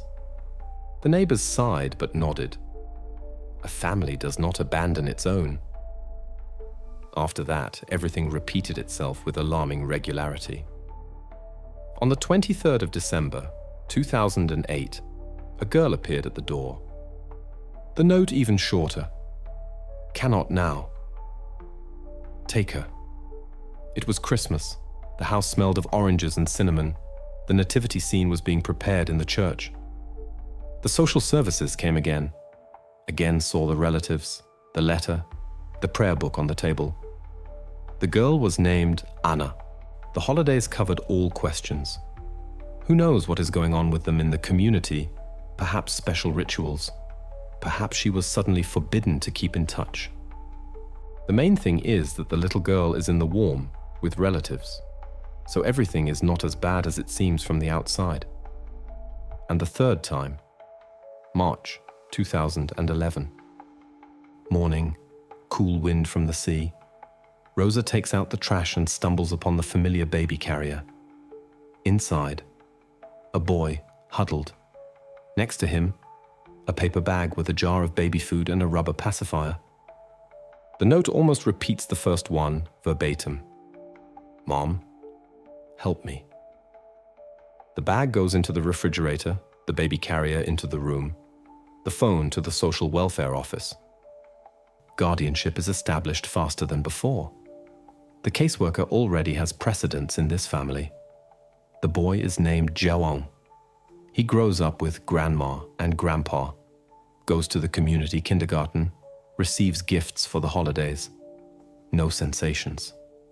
And here, when one places these three dates side by side, 2004, 2008, 2011, a disquieting rhyme emerges.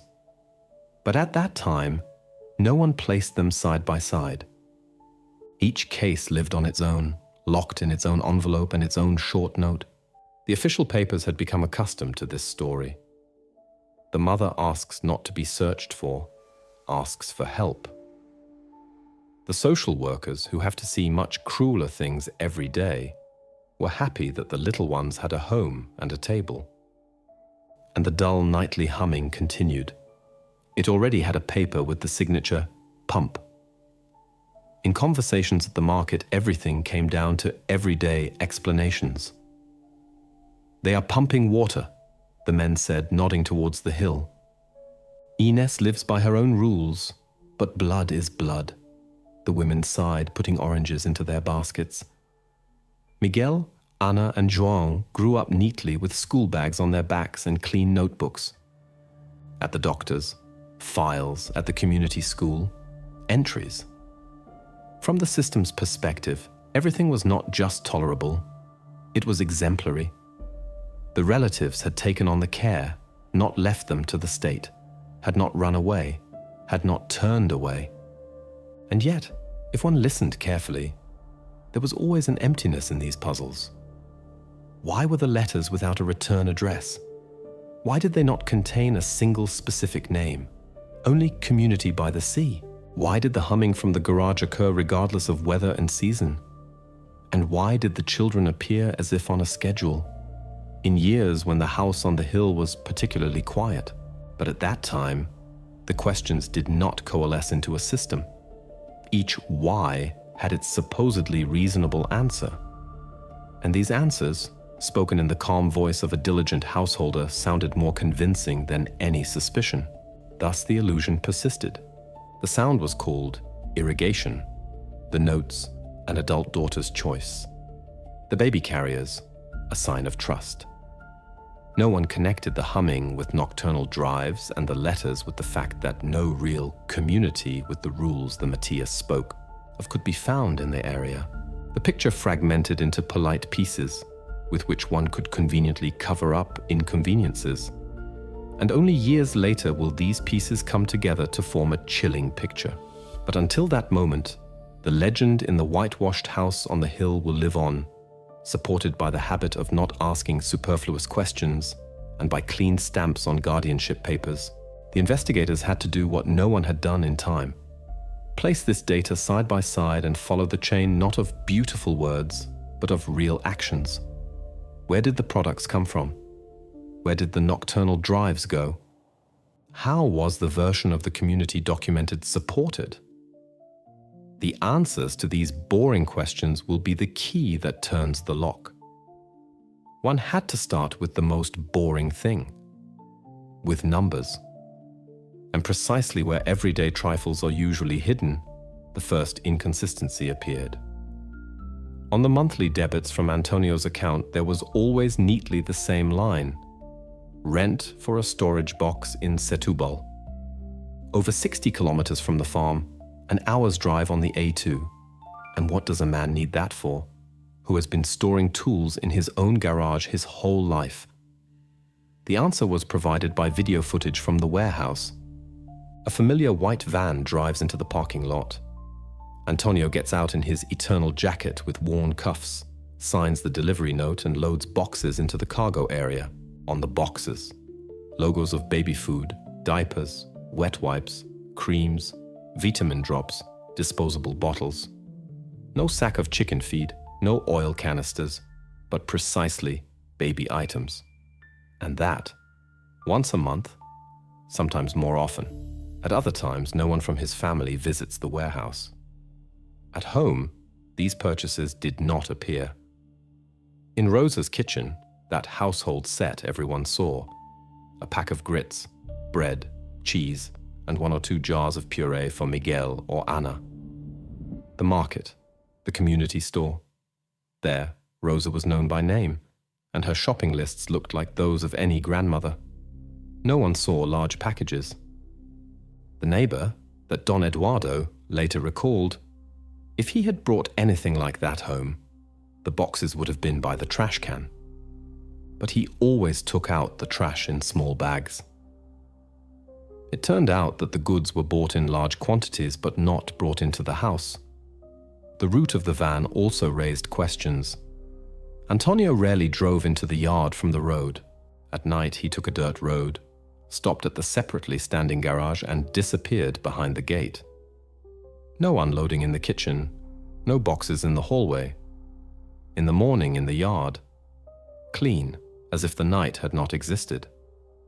And this behavior did not fit at all with the image of the straightforward householder who is proud that everything is according to plan and within reach with him.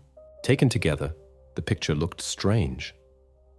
A single farmer, who officially raises 3 grandchildren together with his wife, secretly rents a warehouse in the city, regularly buys baby food and diapers, and never openly brings this into the house. For whom were these boxes intended? Why was it not easier to shop at the local supermarket as everyone does? And why did every trip end at the garage and not at the kitchen? A rational explanation that would fit into his public life could not be found. Even if one assumes that Antonio was stocking up just in case, where were they?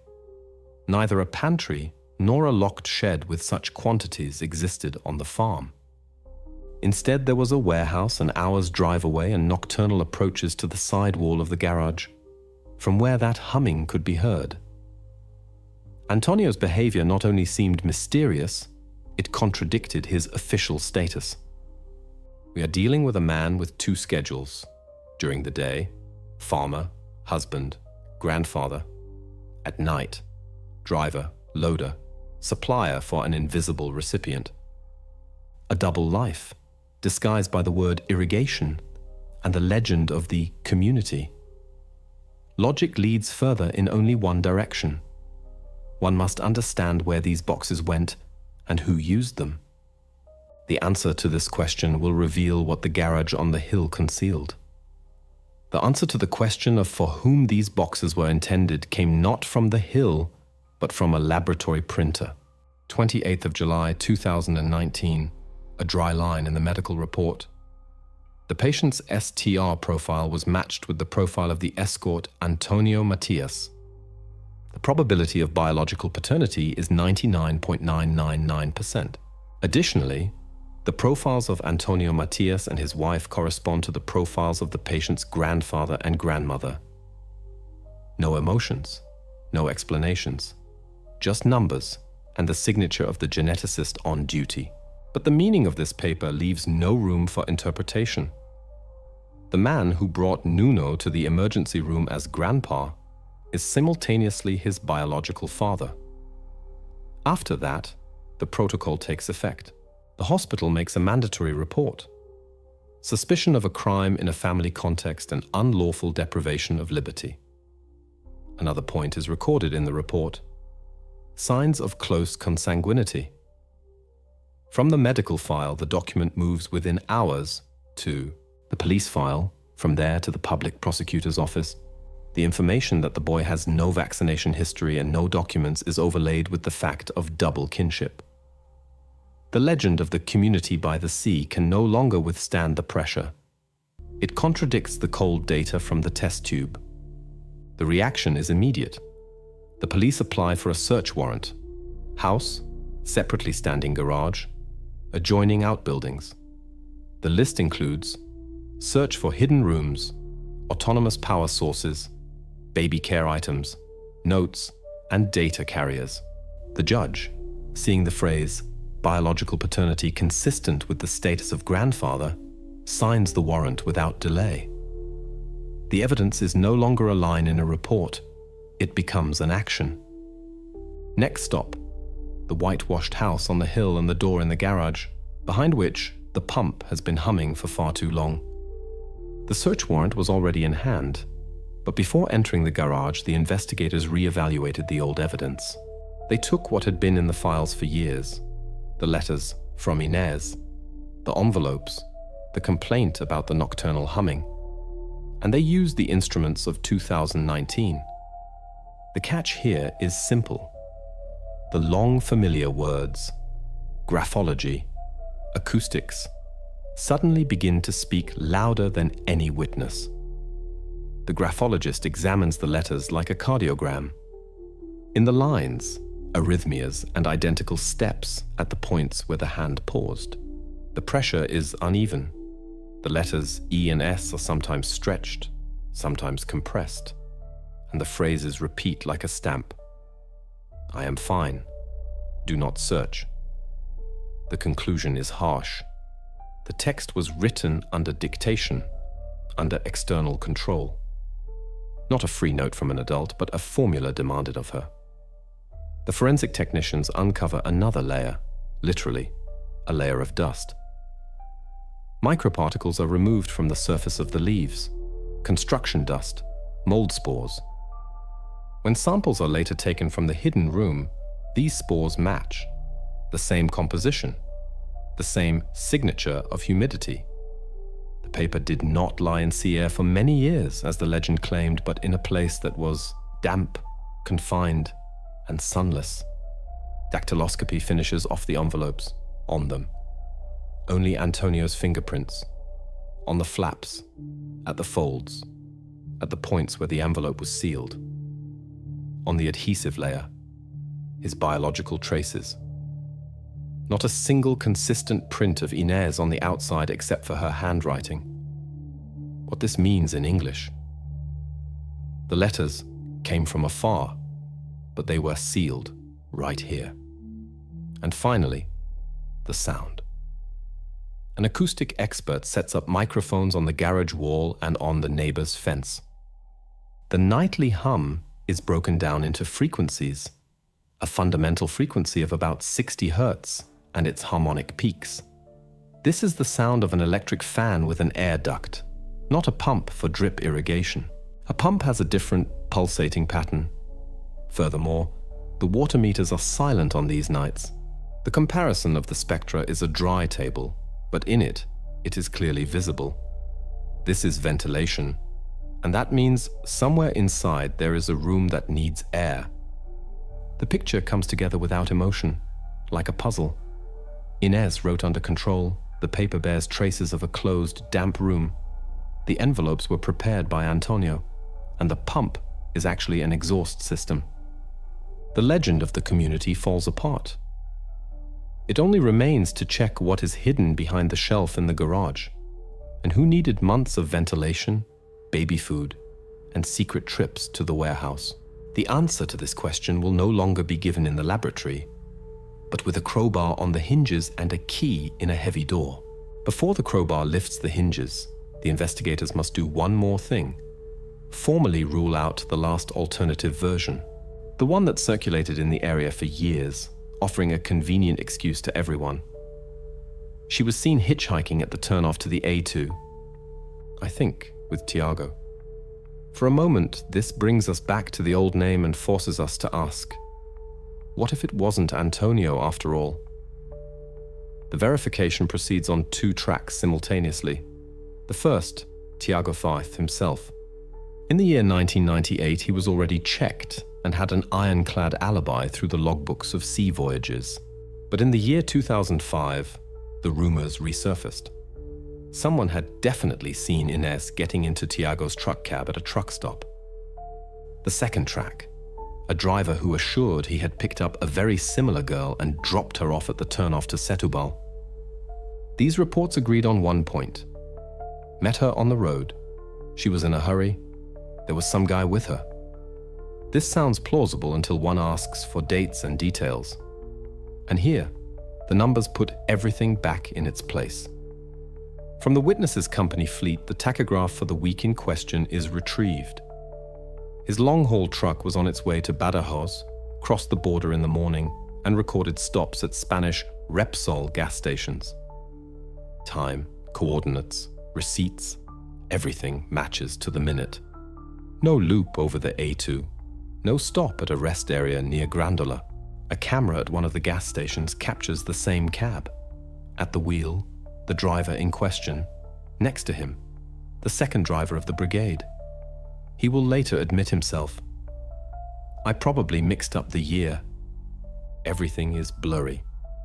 That is, his confident, "I picked her up," falls apart in the face of facts. On that day, he physically could not have been where he remembered. Parallel to this, Tiago's path is checked. According to the cooperative's payrolls and the Port Authority's records, he unloaded catch in Setúbal these days and went out again at night. Phone records from the port confirm his call to the dispatcher at 4:12, a request to put the ice back, and in the morning, the market plan with a signature next to his surname confirms his presence. Later, when he exchanged the sea for the road, he actually worked as a refrigerated truck driver, but that was years later. In the year 2005, no van, no night drive on the A2. The strange scene at the cafe does not fit any document, and the witness who claimed to have recognized him gets entangled in details during the confrontation. He wore a cap, or not. Maybe it was another guy. In the end, the alternative version does not withstand any scrutiny. Seen hitchhiking, a memory gap. With Tiago, a mirage fueled by his fiery character and the old dispute. The tachograph draws a line to Spain, the gas station receipts confirm the route, and the schedules of the fishing cooperative leave Tiago in the port. These documents are not about feelings, they are about kilometers and minutes, and that is precisely why they are stronger than all rumors. After this step, all external arrows disappear from the investigation map. There is no mysterious hitchhiker anymore, no witness on the road, no jealous friend.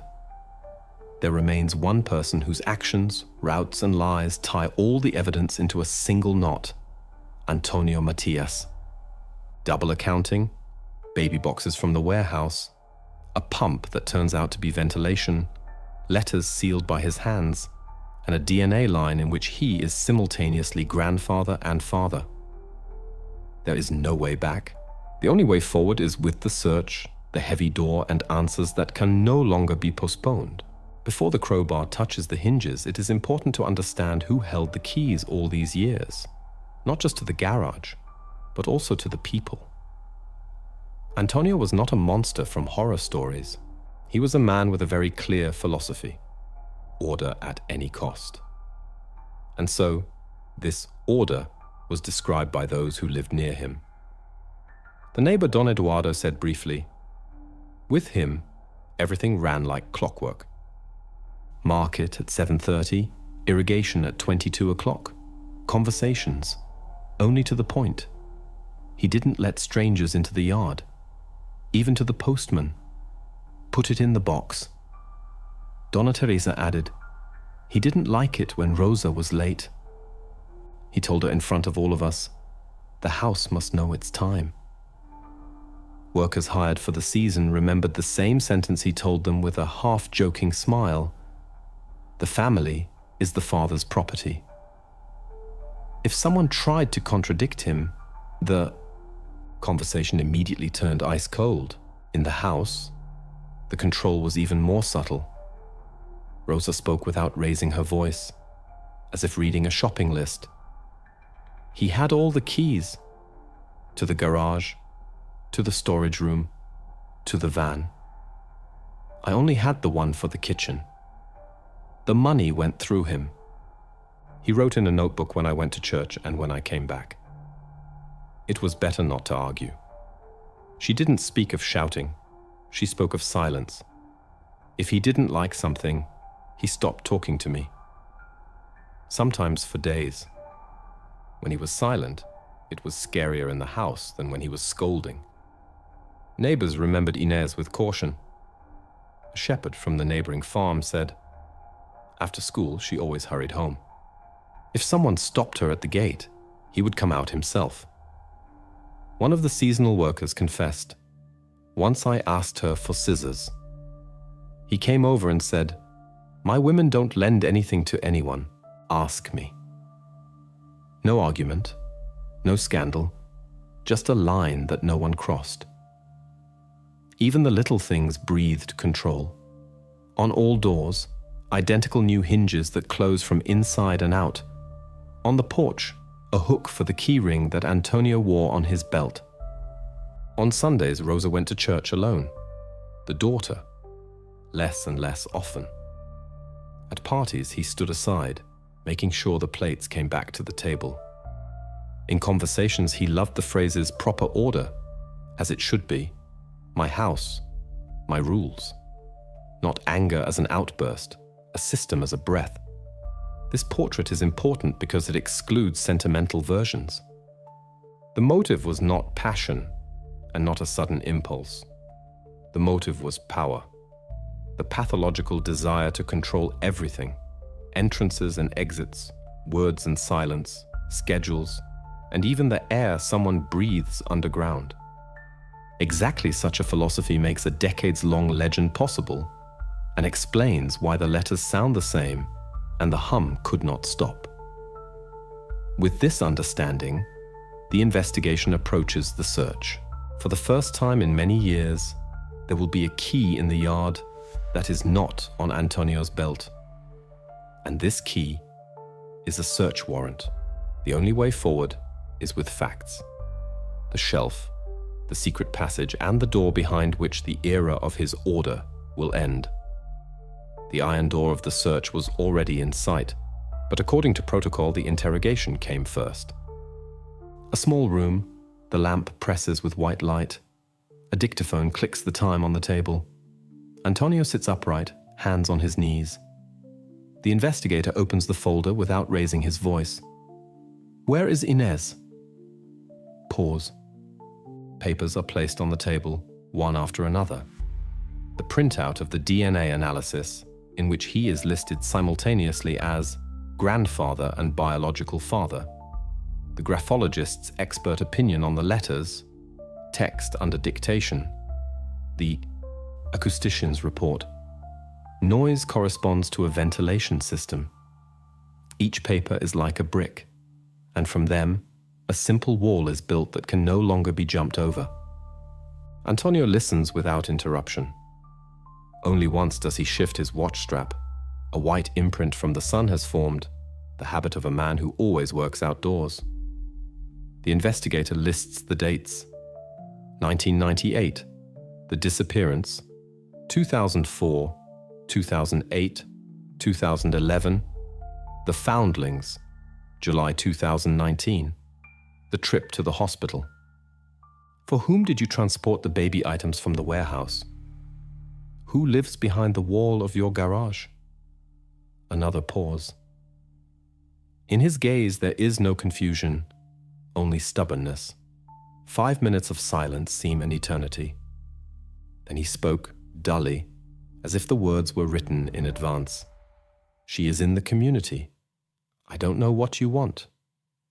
This is slander. Then the formula. Without a lawyer, I will say nothing. Not a single precise answer. No attempt to explain the logistics of the nightly trips. No mention of those who allegedly handed over the letters. Silence returns to the room. The dictaphone clicks another minute. This stance makes the choice for the investigation. If all rational questions meet with cannot remember and will say nothing, only one path remains: to go where he let no one go. The order is signed. The next scene, the courtyard on the hill, the shelf on the garage wall, and that heavy door that has been believed for far too long. August 7th, 2019, early morning. 2 cars quietly drive into the courtyard on the hill. Forensic technicians and paramedics for security. The search warrant is already signed, and now the question is not guilty. Not guilty, but where is the entrance? The house greets them with everydayness. A lace curtain, a dog bowl, the smell of coffee. First, everything according to protocol. Kitchen, bedroom, storage room. Nothing. Spotlessly clean, as if perfect order had been rehearsed here.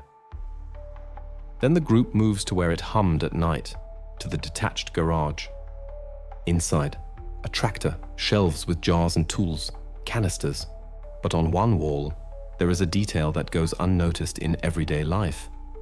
The shelf does not stand directly against the wall, but seems to have moved a step forward. Below, a shadow that does not match the direction of the light. 2 men grab it by the edges. The shelf slides aside and reveals a plate of grey plasterboard. At the joint, fresh screws. They are unscrewed. Behind the plate, a short, low corridor. The air is warm. It smells of dry iron and chlorine. On the ceiling, a plastic pipe with a cable from a separate generator. At the end of the corridor, the first door. Plywood, reinforced from the inside with a beam, a surface-mounted lock. A crowbar levers out the bolt. The hinges sigh. Behind it, another meter of corridor and a second, already steel door. On it, a coarse cylinder lock and homemade bolts in the doorframe. The forensic technician pulls out the keyring seized from Antonio from a bag. A flat key with an unevenly filed tooth. It doesn't fit immediately, but it turns. The lock clicks, like something that has been held for too long. The door opens a hand's breadth and warm, musty air creeps out. Breathing is heard, no technology. Another breath, another push with the shoulder. The wing yields inward.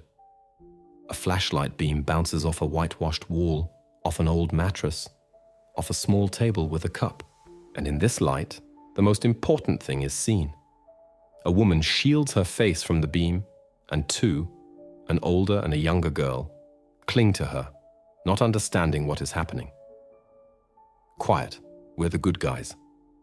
Come out, a paramedic says as one speaks to someone who has not heard a strange voice for a long time. In the room, Inez is found. She is 39. Beside her, Leah and Rita. On the table, a notebook with straight lines. On the shelf, jars of baby food, the same brands as from the warehouse in Setúbal. In the corner, a ventilation box covered with a grate hums. The paramedics follow protocol. Masks, water, examination, a blanket. No one asks unnecessary questions. First breathing and pulse, then names. This is the moment for which all those months were spent working.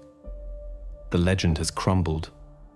Behind the steel door, there was no community by the sea, but a windowless room.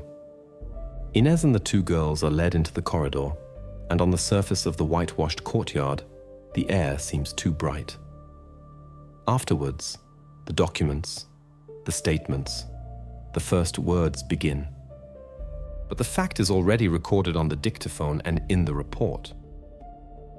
In the hidden room, Inez Matias and two of her children were found. They are alive. This is the climax of the investigation and the starting point for what they all must go through next. The rescue is only the beginning. After the examination, the water and the blanket, Inez sits in the interrogation room. She remains silent for several minutes, holding her hands around a glass as if warming herself. And then she begins to speak, calmly, without unnecessary words, like a person whose 21 years of life without a name lay on the shelf. She confirms what was the point of no return. On the 20th of June, 1998, her father called her to help in the cellar.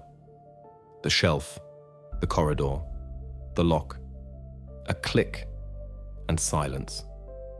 Downstairs was a small room, a mattress, a table, a sink, a lamp. The ventilation hummed like a train. He dictated the daily routine. Wake up, write, be silent. The keys, always with him. All words to the outside, only through letters. Inez speaks about the letters separately. The text was dictated by Antonio. Always the same sentences. I am fine. Do not look for me. It is my choice. He brought clean sheets of paper, stood beside her, counted the lines. Then he took the envelope, sealed it, and left. No return addresses, no different handwriting, only his voice over her shoulder. After that, years that she remembers by seasons and the names of the children. Winter 2001, Leah.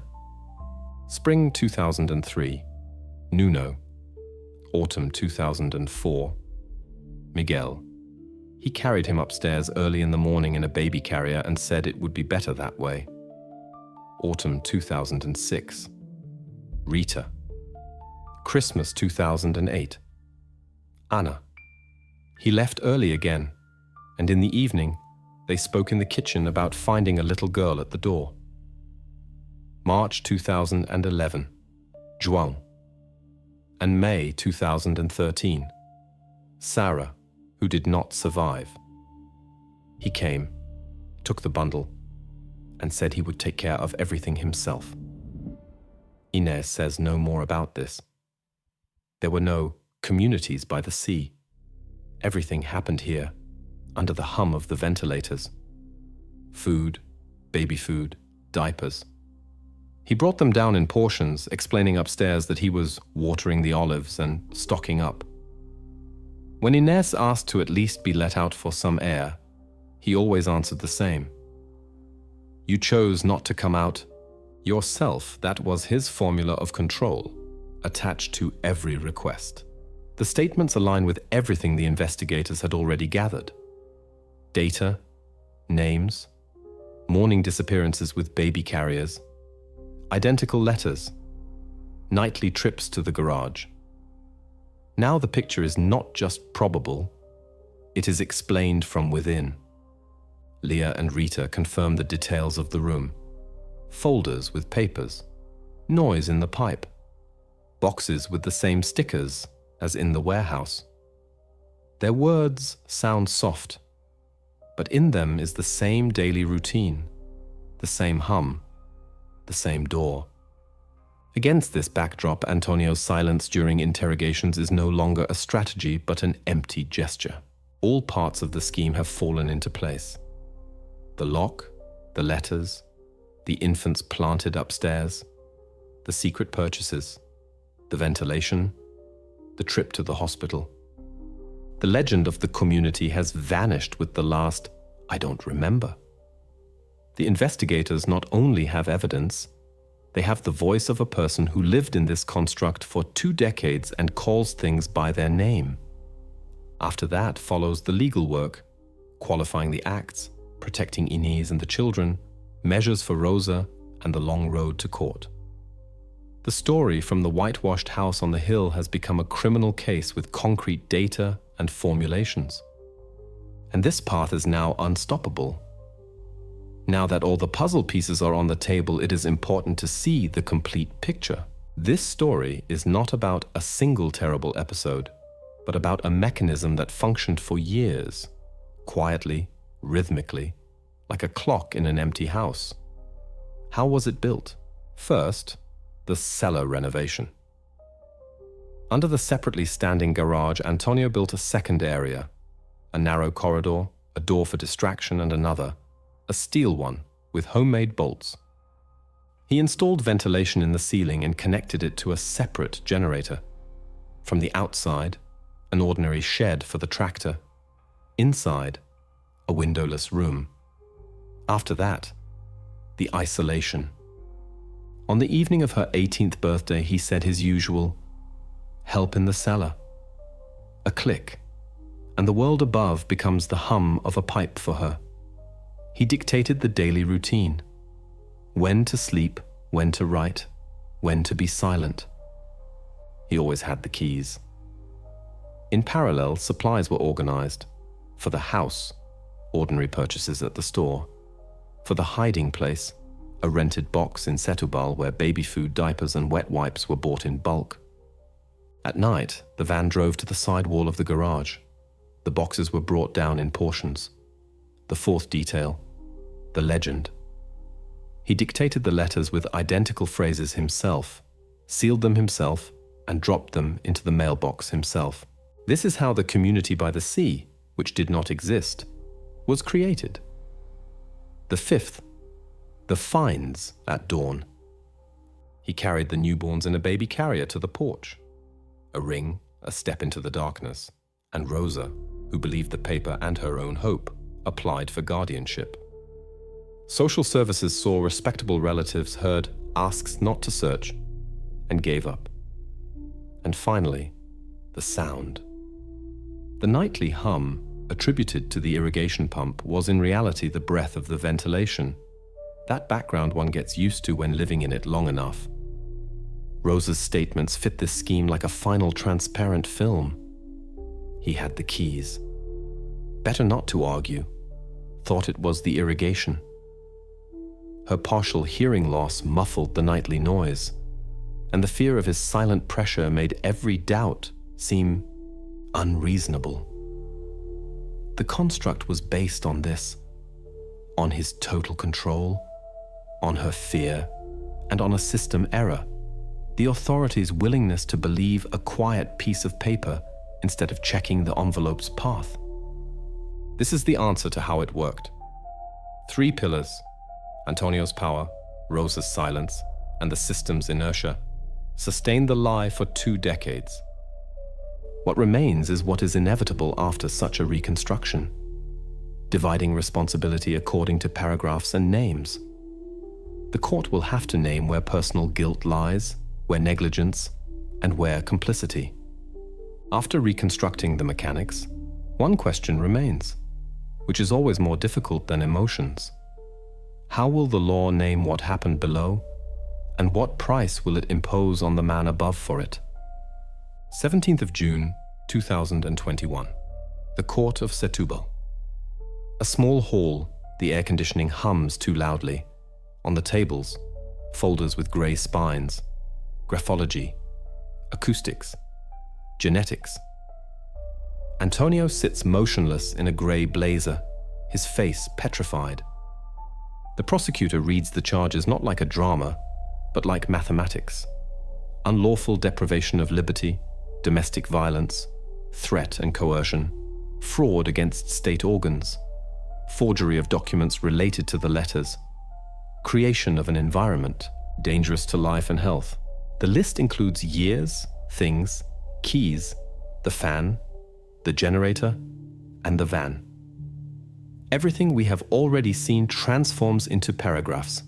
The defense tries to present the picture differently. A man of the old school, an obsessive sense of order, emotional disturbances, unawareness of the consequences. They request a psychiatric evaluation and get it. The experts come with a clear formula. The accused shows pronounced traits of total control and rigidity, but he was fully aware of the nature of his actions and controlled them. That is, he is competent. This conclusion acts like a heavy blow, as it closes the last gap. The decisive voices in court are the same ones we have already heard. Inés speaks softly, but each of her words is like a marker on a map.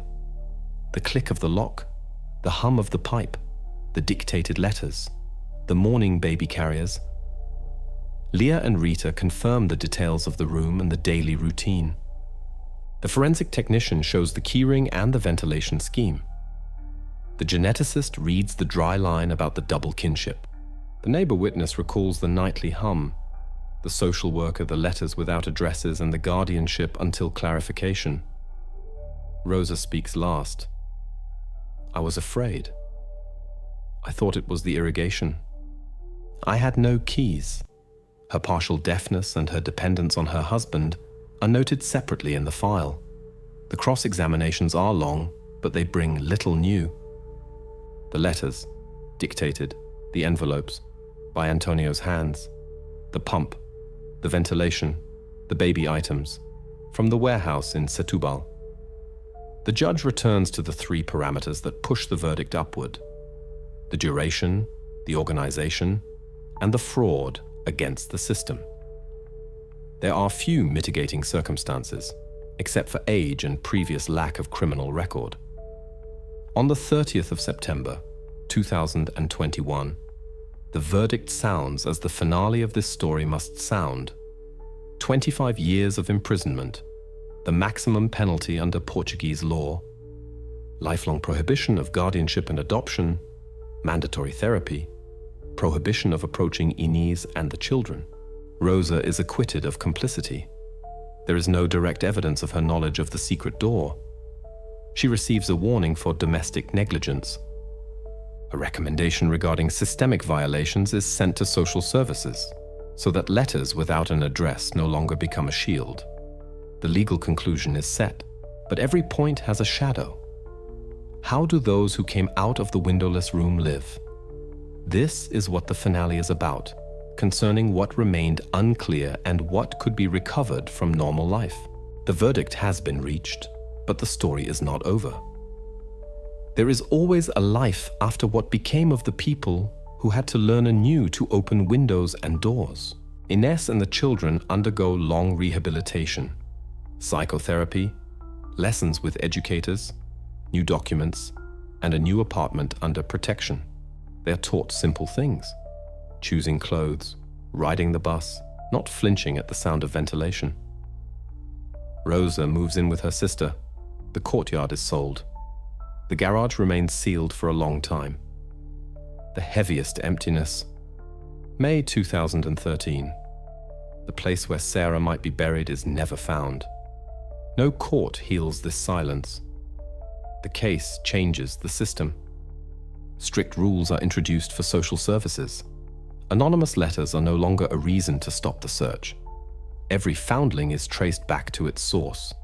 Nightly complaints from neighbors become grounds for an unscheduled visit.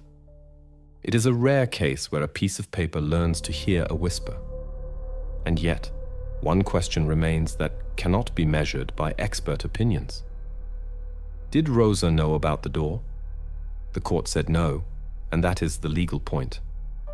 The human point is that Inez and the children now have mornings without humming and a choice that is finally theirs.